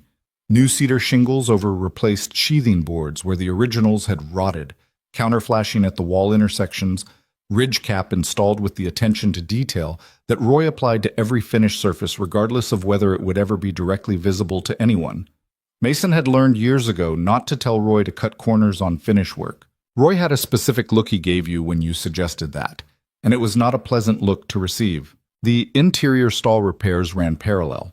Carl and Danny rebuilding the stall partition walls, replacing the damaged hardware, repointing the stone foundation along the interior face with a lime mortar mix that matched the original composition closely enough to satisfy the historic structure code requirements. Mason had sourced the mortar from a specialty supplier 3 hours away because the standard modern mix would have shown up like a scar on the old stone, and the inspection's historic maintenance clause specifically addressed material compatibility. Corso left on day 19, after a final walkthrough of all 6 rafter connections that took 2 hours and produced a written condition assessment that Mason would include in the inspection documentation. Before he left, he shook Mason's hand in the particular way he shook hands. 2 pumps, firm, no wasted motion, and said, "Clean job, you ran it right." Coming from Corso, that was the structural equivalent of a standing ovation. Victoria watched him leave from the barn doorway, then turned to Mason. "Is it bad that I wanted him to stay and say something more dramatic?" "He's not a dramatic guy," Mason said. "I noticed. After 3 days, I stopped waiting for it. That's how he works. He does good work, and then he leaves. The work does the talking." She considered this. "Is that how you work too?" He thought about it honestly. "Used to be," he said. "I'm apparently getting more talkative in my old age." She made a small sound that might have been a laugh, short, genuine, surprised out of her rather than offered, and went back inside to her paperwork. Mason stood in the barn doorway a moment longer and looked at the north section. At the repaired rafters, the new sheathing visible where the damaged sections had been replaced, the overall line of the roof resolving back into something coherent. It was starting to look like a barn that was alive instead of dying. He went back to work. Day 20 brought the storm that changed everything. The Weather Service had tracked it for 4 days, which was long enough that everyone in the valley knew it was coming and short enough that nobody could agree on exactly how bad it would be. The models kept shifting. One pass had it as a heavy snow event, 12 to 18 inches, serious but manageable. The next pass had it as a mixed precipitation nightmare, the kind of February system where the temperature sat exactly at the transition point between snow and ice, and the atmosphere couldn't commit, so it threw both at you simultaneously. What actually came down on the morning of day 20 was something that didn't need a precise meteorological classification. It was bad. That was sufficient. Mason was already at the estate when it started, had been there since 5:30 finishing the foundation documentation. The first bands came through around 7 as light snow, manageable, and by 8 it had hardened into the mixed sleet and freezing rain variety that turned every horizontal surface into a skating rink within 20 minutes. The temperature was sitting at 31 degrees, which was that particular cruelty of the transitional zone.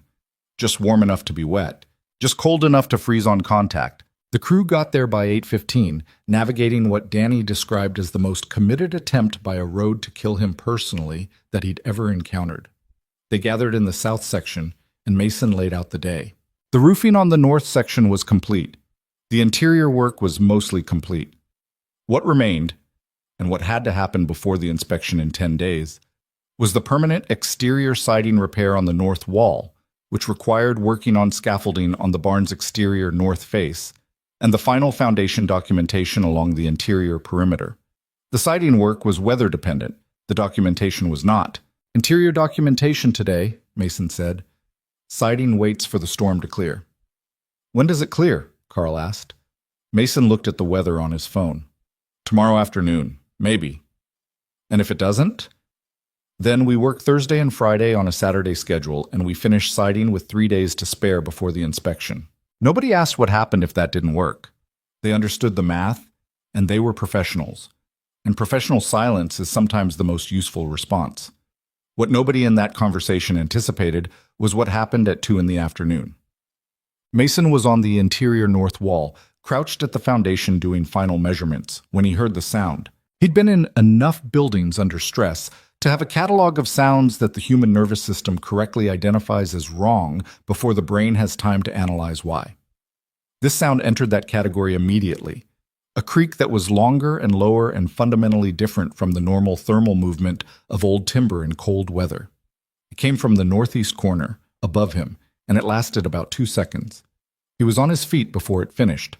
"Carl," he said, in the flat, controlled voice he used when a situation was developing faster than the time available for complete sentences. Northeast corner, upper rafter. Carl was across the barn. He looked up at the corner Mason had indicated. His face did the specific thing it did when he was registering something serious. Not panic, nothing like panic, but a complete stillness that was actually more alarming than panic because Carl never went still unless the situation genuinely warranted it. "Connection 3, Carl said. "The bolt is—" He didn't finish the sentence because the next sound was immediate and much louder. The crack of a timber under sudden load redistribution, and then a section of the newly repaired ceiling in the northeast corner shifted downward by about 4 inches and stopped. Stopped, because the adjacent connections held. But the exterior wall above it, the section of north wall siding that had not yet been permanently repaired, that was currently held in place by the temporary measures they'd installed in week 1, had taken the shift in load and one of the temporary braces had kicked out. Mason saw all of this in approximately 3 seconds. He also saw that the section of temporary siding above the kicked brace was now being held by 1 anchor point instead of 2, and that the wind outside, the storm still running at sustained 25 with gusts, was hitting the north face with load that the temporary anchor was not designed to handle alone. "Everyone out of the north section," he said. Not a shout. Clear, level, the kind of voice that moves people without creating the chaos that shouting creates. Danny was already moving. Roy moved without being told. Roy had the instincts of 40 years, and they had kicked in at the first sound. Carl took 2 steps back and then stopped because he was looking at something. "Mason," Carl said. Mason looked where Carl was looking. The anchor point was pulling free. Not fast, but visibly, incrementally.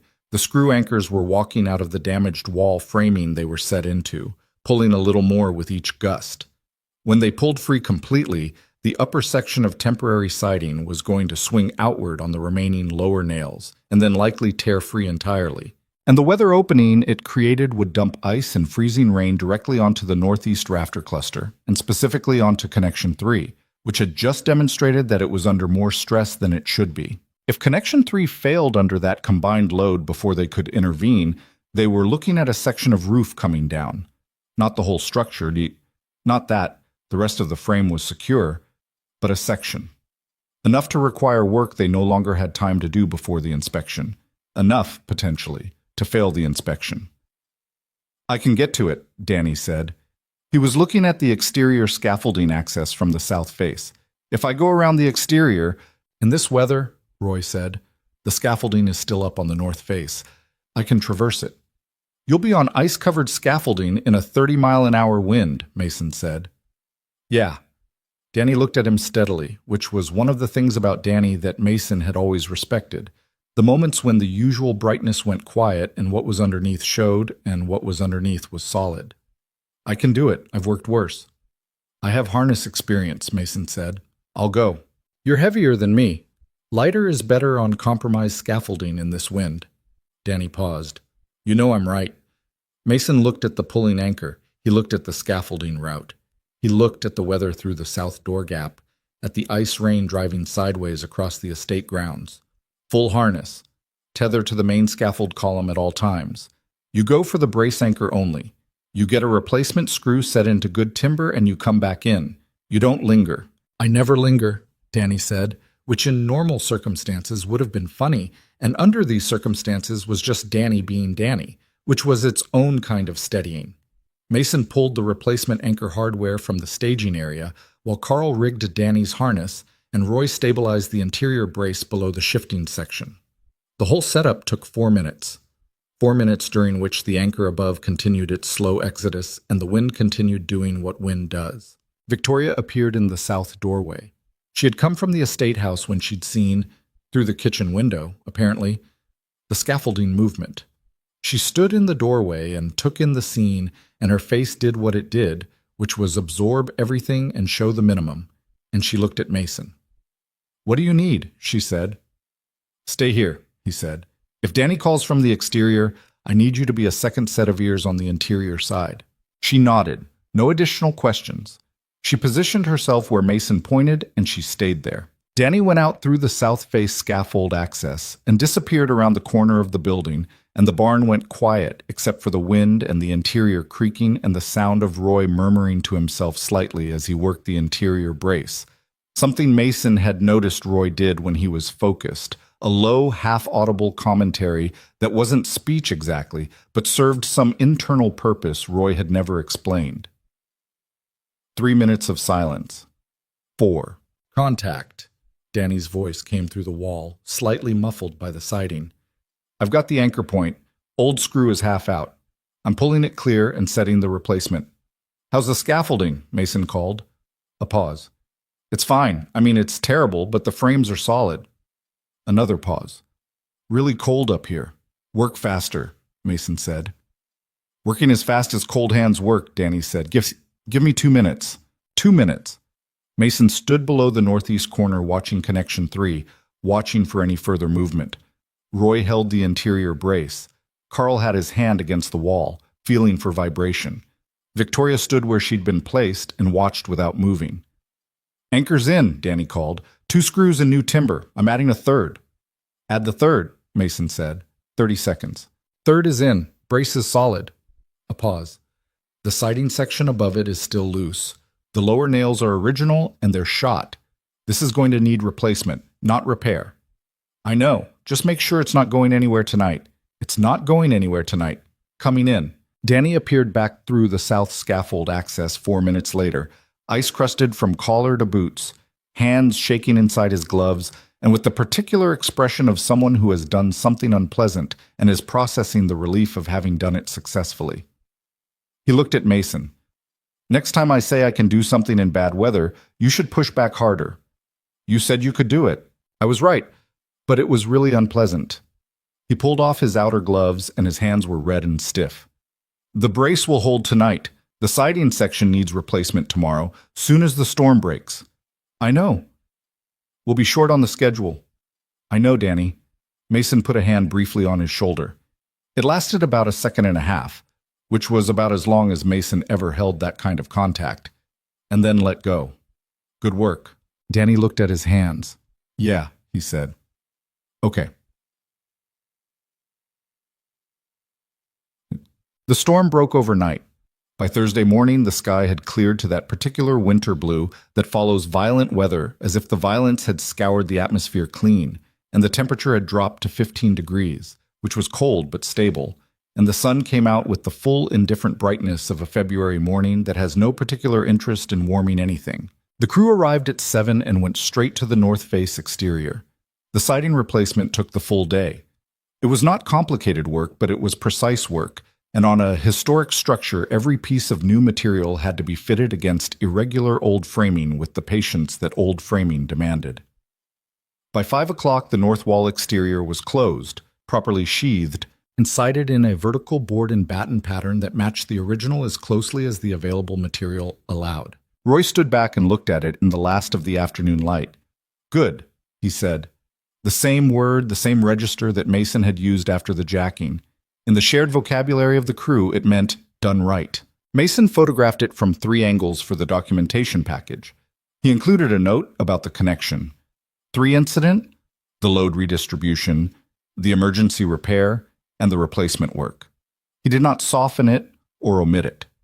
The documentation was going to the inspector, and the inspector was going to see the repair, and a clear account of what happened and what was done about it was worth more than a careful silence that an experienced inspector would see through anyway. Victoria read the documentation that evening at the kitchen table. She read it slowly, the way she read everything. Not skimming, not looking for conclusions, actually reading. When she got to the section about Connection 3 and the emergency exterior repair, she stopped and read it twice. You included all of it, she said. That's what happened. A lot of contractors would have... She stopped. I know what a lot of contractors would have done, Mason said. I'm not a lot of contractors. She looked at him across the table. Are you worried the inspector will flag it? The connection is secured. The repair is proper. The documentation shows a problem was identified, responded to immediately, and resolved correctly. He paused. Trying to hide a problem and having an inspector find it is a failing grade. Disclosing a problem and showing how it was handled. That's what good structural practice looks like. And if the inspector disagrees, then I'll be there to explain the engineering, and Roy will be there, and Corso's written assessment is in the package. He looked at her steadily. It passes, Victoria. It was the first time he'd used her first name. He wasn't sure afterward whether he'd intended it or whether it had come out because 11 days of 16-hour workdays had worn down the professional register enough to let the more natural one surface. Either way, it was out there, and neither of them commented on it, and the kitchen was warm and the documentation was on the table between them, and outside it was 15 degrees in February. She looked back at the document. 8 days, she said. 8 days. Something happened on day 24 that nobody had planned for. It started with a truck. Mason was outside the barn in the mid-morning doing a final perimeter inspection when a pickup he didn't recognize came up the estate drive, moving slow on the still icy gravel. It parked near the barn entrance and a man got out. Early 60s, rancher's build, wearing a Carhartt jacket that had been washed until it had opinions about it. He looked at the barn. He looked at Mason. You the contractor? He said. I am. Name's Birch. Gene Birch. I run a spread about 6 miles east of here on County Road 7. He looked at the barn again. Heard you all were working on the Whitmore stable. Heard it was tight on time. It is, Mason said carefully.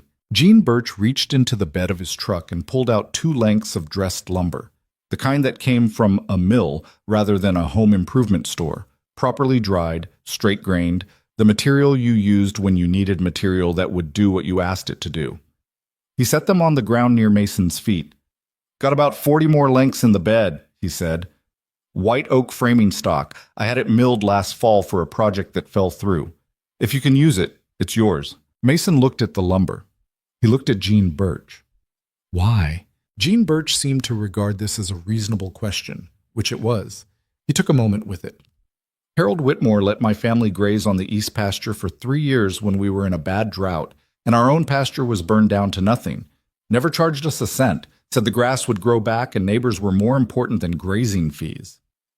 He shrugged, the way people shrug when they're explaining something that doesn't actually need explanation.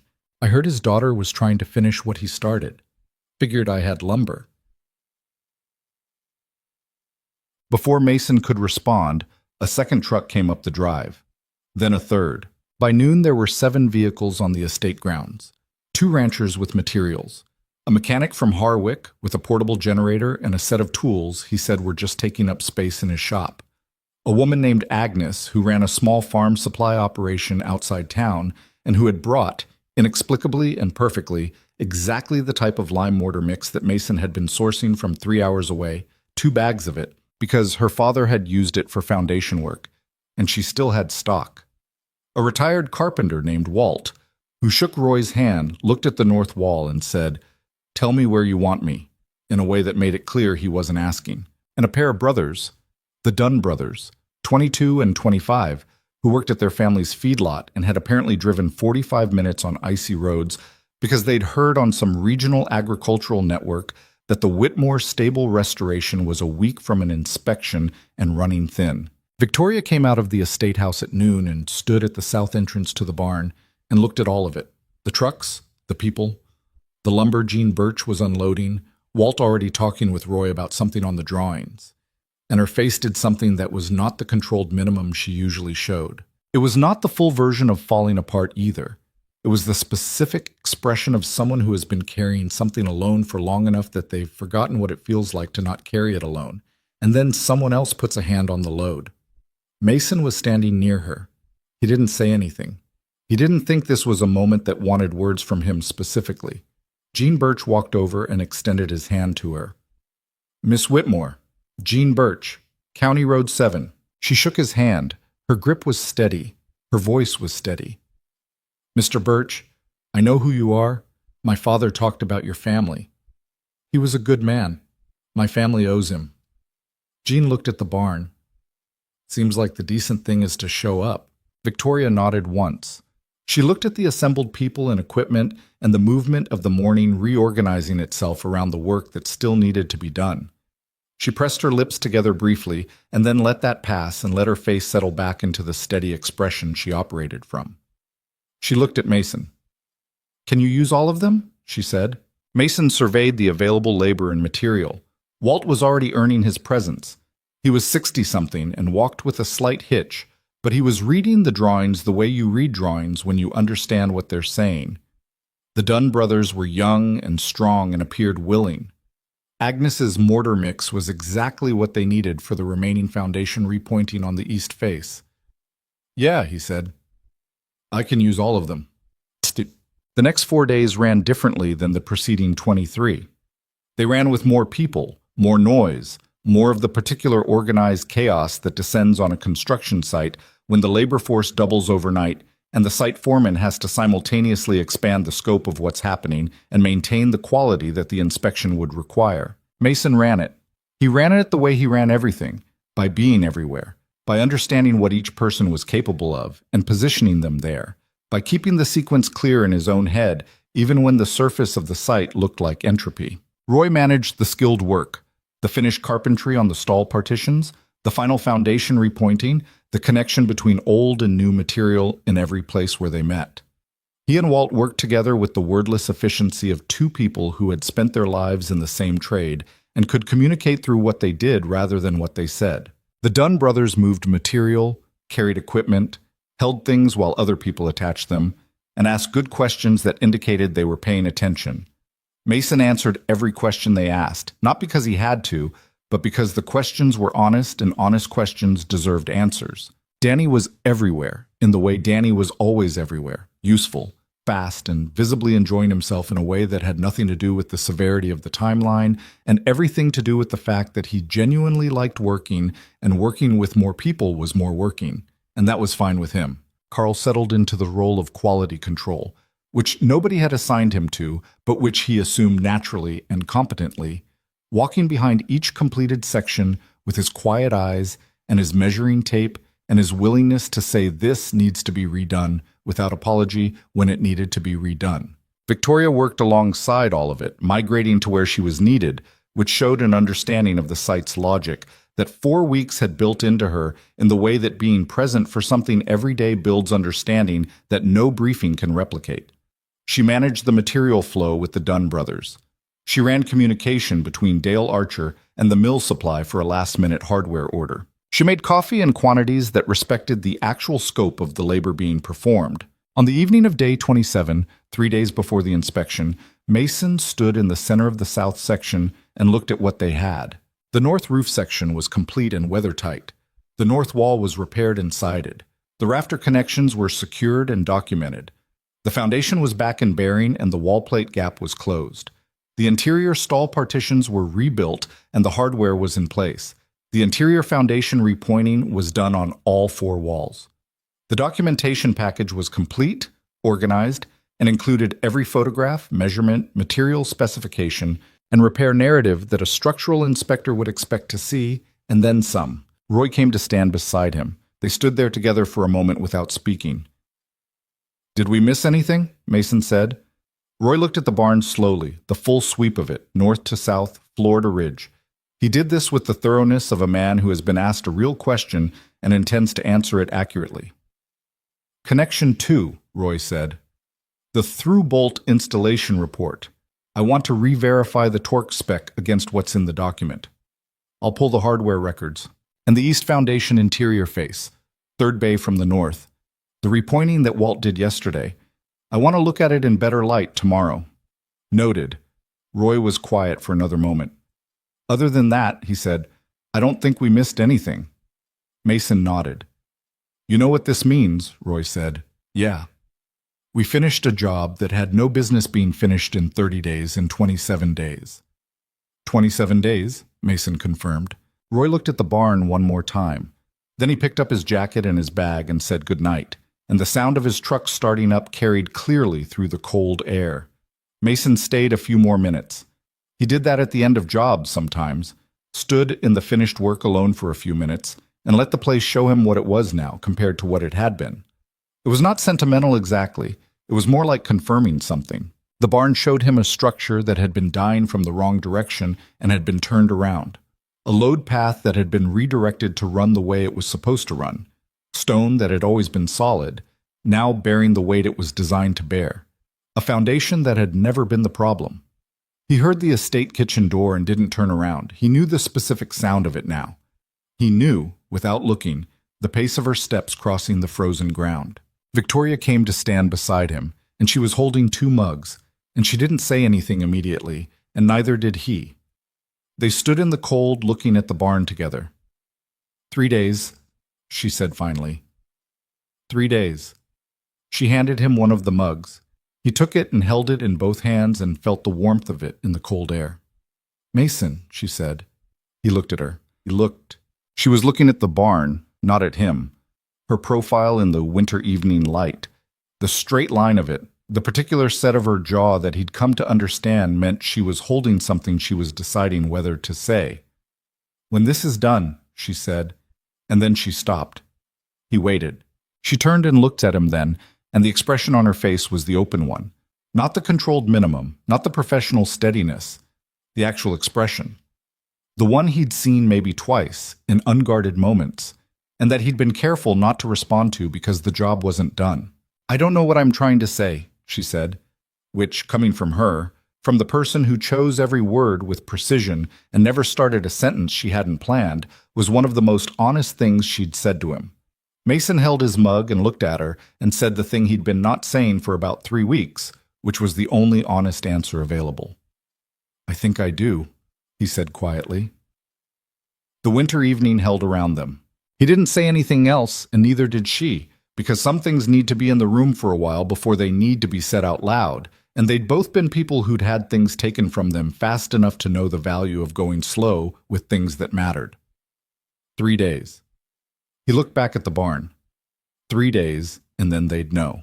The inspector arrived at 8:15 on a Tuesday morning in the last week of February, driving a gray county vehicle that he parked with the precise, unhurried placement of a man who was comfortable with his own authority and didn't need to demonstrate it through speed. His name was Gerald Holt. Mason had looked him up the previous evening, not because he wanted to, but because the previous evening had been one of those nights where the alternatives to looking something up were lying in bed staring at the ceiling, and at least looking things up produced information. Holt had been a licensed structural engineer for 26 years before moving to county inspection work 11 years ago. He had a reputation, in the professional circles Mason traveled in, for being thorough without being punitive. One contractor Mason called described him as, "He's not looking to fail you. He's looking to see if you did the work. If you did the work, you're fine." Mason had held on to that. The crew was there, Danny, Carl, Roy, because Mason had asked them to be, not because they were required to be. The job was done. Their presence on inspection day was not contractual. They came anyway, which told you something about what the job had become for them over the past 4 weeks, though none of them would have described it in those terms. Victoria was not in the barn when Holt arrived. She had told Mason the night before, sitting in the kitchen with the documentation package between them, that she was not going to watch the inspection. Mason had looked at her, and she had looked back at him with the clear-eyed self-knowledge of someone who understands their own limits without drama. "I'll be in the kitchen," she said. "I'll have my phone. You call me when it's done." "It might take a few hours." "I know." She'd looked at the barn, just briefly, through the kitchen window. "I've been waiting on this barn for 6 years, Mason. I can wait a few more hours." He'd understood. Some things you could watch, and some things watching made worse. She'd put everything into the last 30 days. Her money, her labor, her sleep, the version of hope she'd allowed herself to rebuild after years of letting it go. And if the verdict came back wrong while she was standing there, she'd have to manage her reaction in a room full of people, including the inspector and her contractor and a crew she'd come to care about. That was a kind of exposure she'd decided she didn't owe the moment. So she was in the kitchen, and Mason stood at the barn entrance and shook Gerald Holt's hand and said, "Thank you for coming. I'll give you the full walkthrough and answer whatever you need." And they went inside. Bolts. Holt worked the way good inspectors worked, which was without much talking. He moved through the barn from south to north, which was the direction that built toward the critical work rather than opening with it. He had a clipboard with the county inspection form and a laser measure and a flashlight and his own set of eyes, which were the most important tool he carried. Mason walked with him, slightly behind, available but not hovering. The south section passed without comment, which meant it passed. Holt checked the concrete floor, the structural columns, the connection between the south section's timber frame and the original stone foundation. He made notes. He moved on. The stall partitions in the north end got longer attention. Holt ran his hand along the rebuilt partition walls, checking the connection between new lumber and the original post framing. He crouched at the base of 2 stalls and looked at the foundation repointing. He pressed his palm flat against one of the stall walls and held it there for a moment, feeling for flex. Roy, standing near the south partition, watched this with his arms folded and the expression of someone waiting to find out if a thing they built holds up to examination. Mason could see, from across the barn, the way Roy's jaw was set. Not tense, exactly. Present. The way a craftsman watches someone evaluate their work, with the particular combination of confidence and vulnerability that good work always carries. Because if it fails of the assessment, the failure belongs to both the work and the person who made it. The partition held. Holt moved on. He spent the longest time at the northeast corner. This was expected. It was the most complex section of the restoration, the place where the most had gone wrong and the most had been done about it. And an inspector of Holt's experience would know from the documentation package that this was where the story of the repair lived. He looked at the rafters from below. He looked at the through-bolt installations on connections 1 through 6, moving a small ladder that the crew had left staged exactly for this purpose. He looked at the ridge. He looked at the wall plate intersection and crouched at the foundation to examine the interface that Roy had jacked back to bearing on day 17. He was at the foundation interface for a long time, long enough that Danny, who was standing near the staging equipment, shifted his weight twice. Holt stood up. He looked at the north wall from a distance. He made a note on his clipboard. He looked up at the rafters one more time. "The jacking documentation," he said. "You included a repair narrative for the Connection 3 load event on day 20. "Yes," Mason said. "Walk me through it." Mason walked him through it. Precise, complete, not minimizing and not dramatizing. The load redistribution, the evidence of stress at Connection 3, the emergency exterior brace repair, the crew response, the subsequent inspection of the connection under load, the decision to document rather than omit. He spoke for about 4 minutes. Holt listened without interrupting and took notes. "Connection 3 was the one with the bad sister repair from the previous contractor," Holt said when Mason finished. "Yes. Your documentation shows you did a full replacement, pulled the old sister, installed new stock, through-bolted." "That's correct. Corso's written assessment includes the pre- and post-repair load calculations." Holt flipped to that section of the documentation package, which he'd been carrying under his clipboard. He read it, not quickly. His face was professionally neutral in the way that experienced inspectors were professionally neutral. Not cold, just controlled, because showing your hand during the assessment creates problems in both directions. "Your rigging specialist is licensed in this county?" he said. "Yes, I can pull the license number if you need it. I have it from the documentation." Holt looked at Connection 3 through the ladder. This is the correct repair approach for this condition. Full replacement rather than patch, he paused. A lot of contractors would have patched it. I know, Mason said. Holt came back down the ladder. He spent another 15 minutes on the north roof section, examining the new sheathing, the flashing, the ridge cap.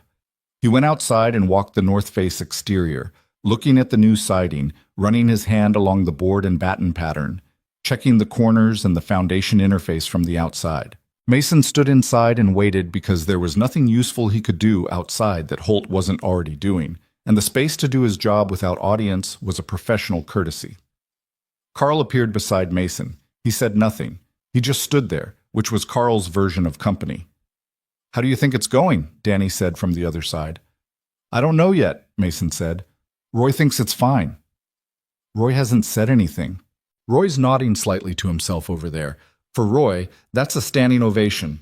Mason looked at Roy, who was indeed doing a small, slow nod that appeared to be aimed at nothing in particular, which meant it was aimed at his own internal assessment. Holt came back inside. He stood in the center of the north section and looked at it one final time. The comprehensive look, the kind where you're not checking one thing specifically, but reading the whole. Mason had done the same look himself on day 27, standing in this room after the crew had left, trying to see what a fresh eye would see. Holt wrote on his clipboard for a moment. Then he looked up. Mr. Reed, he said, this is a thorough restoration on a significantly compromised structure within a timeline that most contractors would have declined to accept. He paused. The documentation is complete and technically accurate. The repairs meet or exceed the county historic structure maintenance code requirements on every point I've examined. Another pause.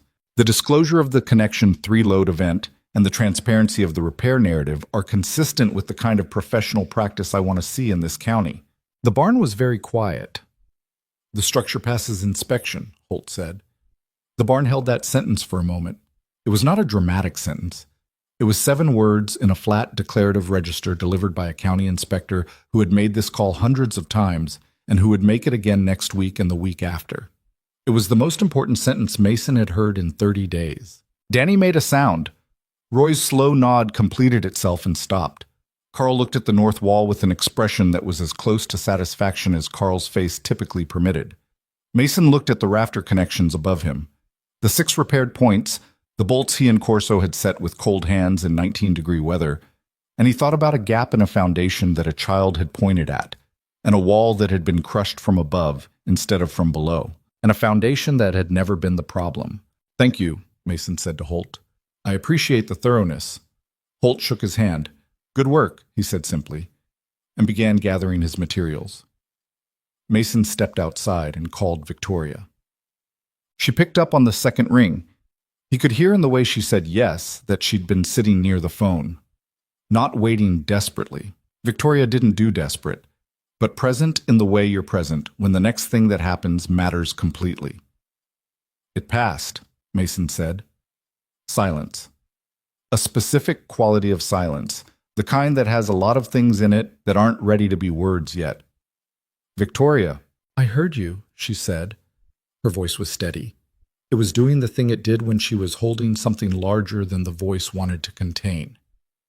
I heard you. The foreclosure threat is removed. The inspection is on record. The barn is certified. Another silence, shorter. Okay, she said, quietly. Okay. You should come out. Give me a minute, she said. He gave her a minute.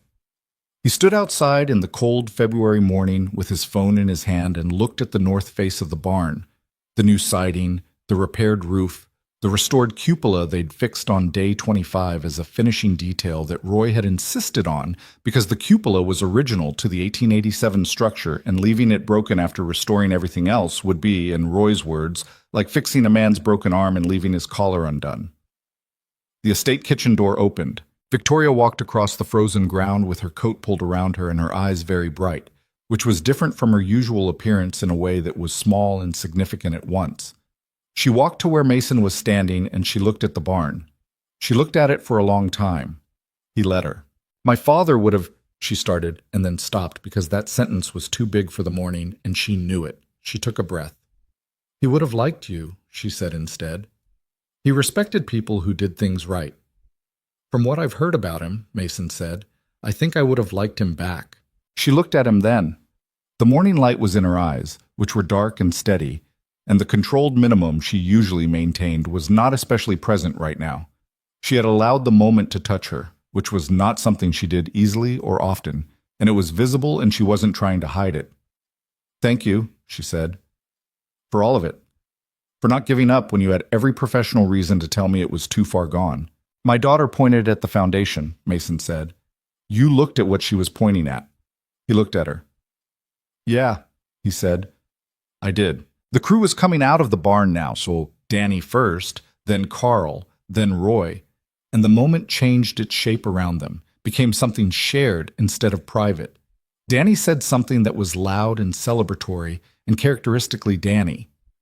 Carl shook Mason's hand with the firm, quiet grip of a man who doesn't need to say much when the handshake says it. Roy looked at Victoria and said, It's a good barn, Miss Whitmore, in the tone of someone making an official pronouncement, and she laughed, a real one, not the controlled version, and said, It really is. Gene Birch's truck came up the drive at 9, which turned out not to be a coincidence. He'd apparently called Dale Archer the previous evening asking when the inspection was, and Dale had told him. He climbed out with a thermos and a look on his face that was neither surprised nor particularly emotional, just satisfied. The look of someone who came to a conclusion weeks ago and is now watching the facts catch up to it. By 10 o'clock, there were 4 extra vehicles on the estate grounds. Word had traveled the way it traveled in a valley like Blackwood Ridge, not through any announcement, but through the particular rural social network that functions on cell phones and front porch conversations, and the organic propagation of information between people who knew each other's business because their businesses were adjacent and their lives were adjacent, and they'd been navigating the same geography together for long enough that they paid attention to each other. Walt came. Agnes came, with her daughter, who was 12 and looked at the restored barn with the wide attention of someone seeing something she'd already decided was worth looking at. The Dunn brothers showed up with a bottle of cider that had been in one of their trucks for reasons neither of them were clear about. Victoria moved through all of it with the particular grace of someone who had spent weeks in a shell and was not entirely sure what to do with the open air. She shook hands, she talked, she listened, she thanked people in the precise, genuine way she thanked people, without performance, and every person she thanked looked like they believed it, which meant it was real. Mason stood back and watched it. He was not by nature a man who stood back at things. His tendency was to be in the middle of them, managing, directing, ensuring the outcome. But this particular moment didn't need managing. It was doing what it was doing on its own terms, and his job in it was to let it happen. He thought about what Roy had said about the Callaway stable 3 weeks ago. The barn doesn't care about your deadline. You just do the work right, and the work takes the time it takes. He thought at the time that it was accurate without being comforting. He understood now that it was both. The crew packed out on a Wednesday. Equipment loaded, tools accounted for, the job site left in the condition Mason required every job site to be left in, which was to say, cleaner than they'd found it, because leaving a mess at the end of a job was a statement about how much you cared about the place you'd been working in, and he cared. Roy was the last one to leave. He stood at the south entrance for a moment before getting in his truck, looking back at the barn the way Mason had looked at it the night before the inspection, the comprehensive look, the full sweep. Then he turned and looked at Mason. This one was different, Roy said. Yeah. Usually when a job's this hard, you're just glad it's over. He looked back at the barn. I'm not entirely glad this one's over. Mason said nothing to that, because there was nothing to add. Roy got in his truck and drove away, and Mason stood in the empty site and did his own version of the comprehensive look. And then he got in his truck and drove home. Spring came to Blackwood Ridge the way spring comes to places that have earned it through difficult winters. Not gracefully, not all at once, but in increments that felt significant after the months of cold. The snow retreated from the south-facing slopes first, then from the fields, then from the north-facing shadows that held it longest. The ground came back muddy and then solid, and then, eventually, green. Mason drove out to the estate the first Saturday in April. He told himself it was a professional follow-up visit. Standard practice after a restoration of this scope, A 6-week post-completion inspection to verify that the structure was performing as expected through the freeze-thaw cycle of late winter into spring. This was true, and also not the whole truth. And he'd been honest enough with himself by this point to acknowledge the gap between those two things without making a larger issue of it than it needed to be. Emma was with him. She had asked to come in the tone she used when she'd already decided she was coming and was going through the courtesy of asking. Mason had said yes before she finished asking. She sat in the passenger seat with Captain on her lap and watched the valley come through the truck windows with the absorbed attention of a kid who hadn't stopped thinking about a place since the last time she'd been there. She'd asked, at some point in the preceding weeks, whether Ms. Whitmore was going to get the horses back. Mason had said he didn't know. She'd said she hoped so. She'd said she thought the barn was ready for them. He'd thought about the foundation gap that was no longer there, the load paths running clean and true through old timber, and said that yes, he thought the barn was ready. The estate in April was a different world from the estate in February. The formal grounds showed themselves properly now. The stone walls, the hedgerow lines, the wide gravel drive free of ice and salt damage. The trees had begun their tentative early budding, the kind that looks fragile and isn't, that has survived winters as hard as this one 100 times before. The pasture to the west of the barn, the field Mason had noticed on his first visit but had never had reason to cross, was not empty. 3 horses were in it. Emma pressed her face to the window. "Daddy?" she breathed in the voice she used for things that mattered completely to her. "I see them," he said. He parked and they got out, and Emma stood with her hand shielding her eyes, even though the morning sun wasn't especially bright, looking at the horses with an expression that was pure and uncomplicated in the way that 8-year-olds could still sometimes be, entirely in the moment, not managing it, not saving anything for later. Victoria came around the south side of the barn. She was wearing her work coat and the salt-stained boots, and she had a lead rope looped over one shoulder, which meant she'd been with the horses before they'd arrived. She stopped when she saw them, and something in her face did the thing that Mason had been filing in a specific location in his memory since February. "You came," she said. "Post-completion inspection," Mason said. "Of course," she said, and the small, quiet irony in it was directed at both of them equally. Emma was already walking toward the fence at the pasture edge, calling softly to the nearest horse. A bay with a white blaze who had turned at the sound of the car and was now regarding Emma with the particular cautious curiosity of a horse, deciding whether a small human was trustworthy. "When did they arrive?" Mason asked. "Last week. I reached out to the partner farm in March. The debt restructuring closed well enough to bring the first 3 back." She looked at the pasture. Phase 2 scope starts in June. The arena conversion. She paused. "I hired a contractor." He looked at her. "Different contractor," she said, and there was something careful and deliberate in how she said it, because she was a person who said things deliberately. "I thought there might be a conflict of interest with the original one." He held that for a moment. "What kind of conflict of interest?" She looked at him directly, which was the only way she ever looked at anything. "The personal kind," she said quietly. The morning was warm enough to have left its coat in the car, or at least to feel that the coat was unnecessary, and the horses were in the pasture, and Emma was at the fence making a sound that was apparently working because the bay horse had walked 2 steps closer and stretched its neck toward her hand. Mason thought about the drive up here 30 days ago in the ice, the barn in the gray morning, a woman with a crowbar, his daughter's cold hand in his, the gap at the foundation that nobody had seen because everyone was looking for the obvious failure instead of the actual one. He thought about what he'd said in the kitchen on day 27. "I think it's happening to me right now, actually." How he'd been looking at the wall when he said it, because he'd been looking at the wall instead of at her, because looking at her when he said it would have been saying something he wasn't ready to say. He was ready now. "I've been thinking," he said, "about what you asked. Whether wanting something because someone you loved wanted it is the same as really wanting it yourself." She waited. "I think the answer is that it starts as one thing and becomes another," he said. "And by the time it's become the other, the origin doesn't really matter anymore. What matters is what it is now." He looked at her, which is what I'm trying to say about...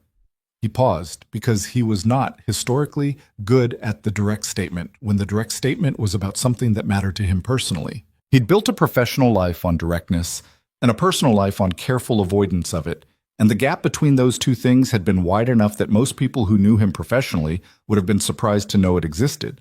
Victoria waited with the patience of someone who understood that the person in front of her was getting there and just needed the time. "About you," he said, "and whatever this has been, whatever I want it to be." She was quiet for a moment. The bay horse at the fence had accepted Emma's hand and was allowing itself to be stroked, very slowly, along the nose. "I've been spending time with a question," Victoria said. "Whether I'm capable of trusting someone new after—" She paused. "After everything. After losing my father, and the debt, and the years of carrying it alone." She looked at the barn. "I think I was afraid that the answer was no, that too much had happened and I'd become someone who couldn't do it anymore." "And?" Mason said. She turned and looked at him with the open expression, the real one, the one that didn't manage itself.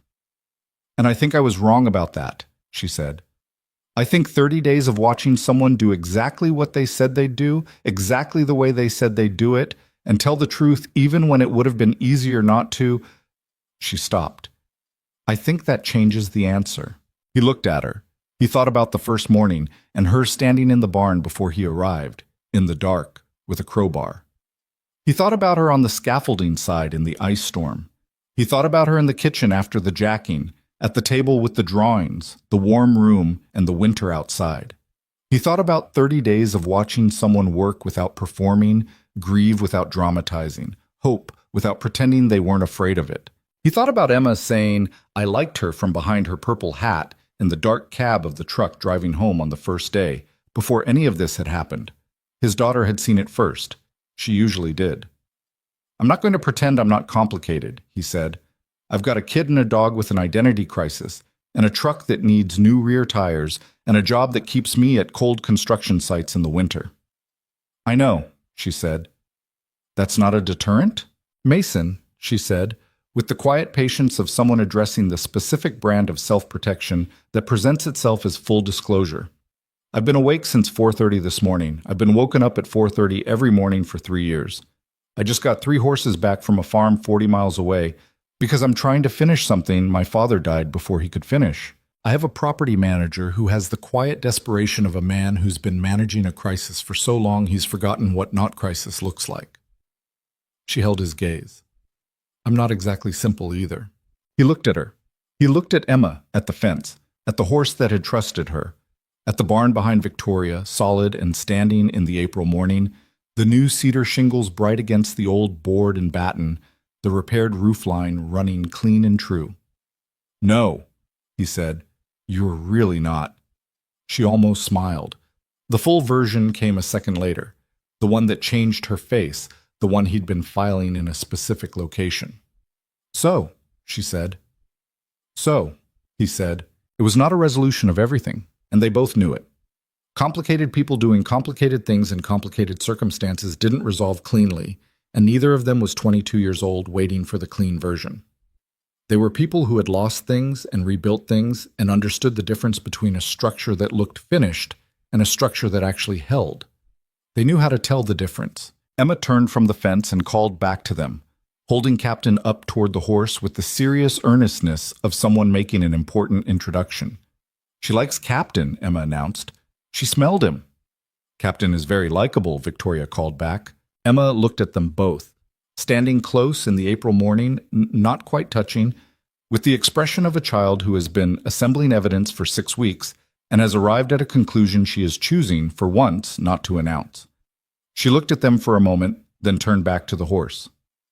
"Her name is going to be Compass," Emma said to the horse, as if the matter were settled, "because she knows where things are." Mason and Victoria stood in the morning and didn't say anything for a moment, and the valley ran green on every side of them, and the barn stood at their back like something proved. The Whitmore Riding Center opened in September. Not with a ceremony. Victoria had argued against a ceremony, and Mason had agreed with her, because a ceremony would have required a version of the story that was tidier than the actual story, and neither of them was interested in the tidier version. Instead, it opened the way it was meant to operate, with horses in the pasture and children arriving on a Saturday morning for the first lesson group, 8 kids from Blackwood Ridge and 3 surrounding townships, ranging from 7 to 14. None of them from families that could have afforded the kind of private instruction that horse riding usually required in this part of the state. Emma was in the first group. She had been placed there by no particular decision-making process. She was the right age and she lived locally, which were the only criteria. The fact that she had been one of the first people to walk through the barn when it was still dying. The fact that she had crouched in the snow and pointed at a gap that changed the outcome. The fact that she had called the bay horse compass before the horse had a name. None of this appeared on any official document. It was just part of the story that the people who knew the story knew. Mason stood at the fence and watched. He was not good at watching. He was better at doing. But there were some things that needed to be watched instead of done, and this was one of them. Victoria came to stand beside him. "How many kids on the waiting list?" he asked.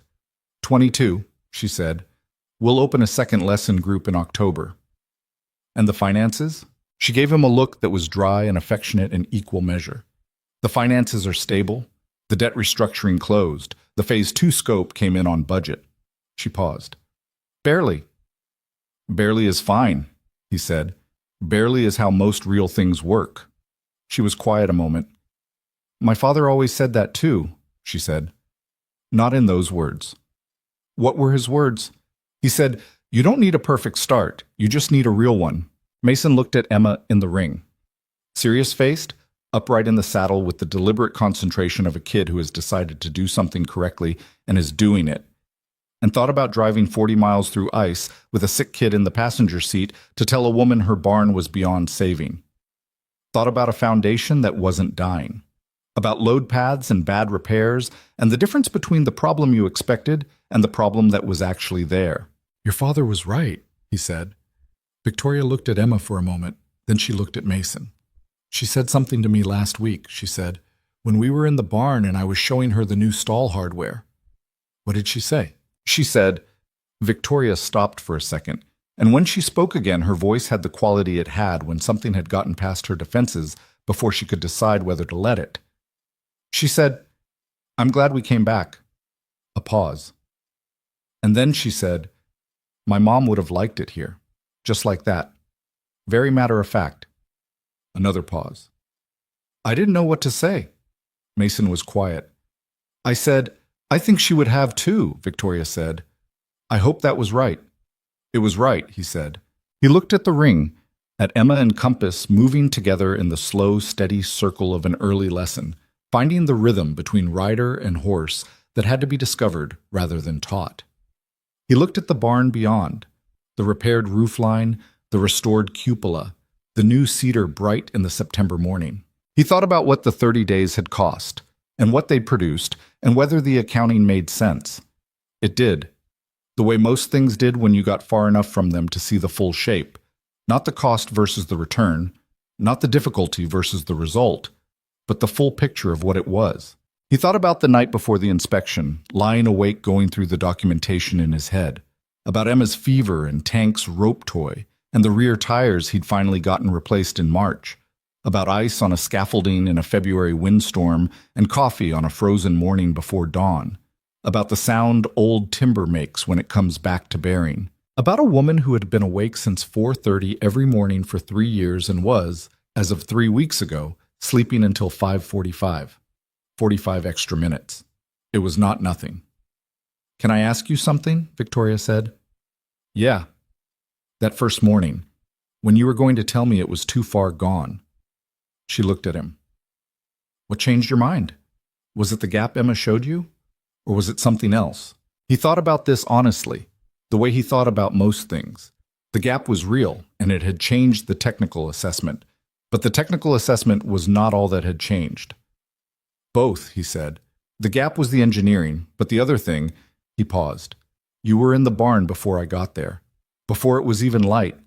By yourself, with a crowbar, trying to figure out how to fix it." He looked at her. "I don't know. Something about that." She looked at him. "I don't give up on things," she said. "No," he said. "You really don't."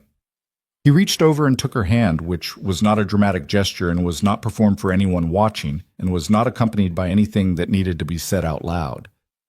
She let him, and her hand was warm and her grip was steady, the same grip she'd offered the first morning in the snow-covered field when they were strangers, and the barn was dying, and 30 days was an impossible distance. It was no longer an impossible distance. Emma made a sound from the ring, not a word, just the sound a kid makes when a horse does exactly what they asked it to do for the first time, that involuntary short breath of pure surprise and delight. Mason and Victoria both looked. Compass had moved into a trot, and Emma was sitting it, not perfectly. She was bouncing slightly, working to find the rhythm, but staying with it, adjusting, not giving up, just doing the work. The September morning held around them. The valley was green and wide. The barn stood on its old foundation, load paths clean, every connection true, everything holding exactly as it was supposed to hold. Some things looked broken and were only waiting for someone to look at them correctly. Some people looked finished and were only waiting for something real to start. And some foundations, the ones you were certain had failed, the ones you'd driven 40 miles in the ice to finally declare beyond saving, turned out to be the strongest part of the whole structure, if you were willing to lift the weight that had been crushing them and give them a chance to do what they were built to do. The work takes the time it takes, and when it's done right, it holds.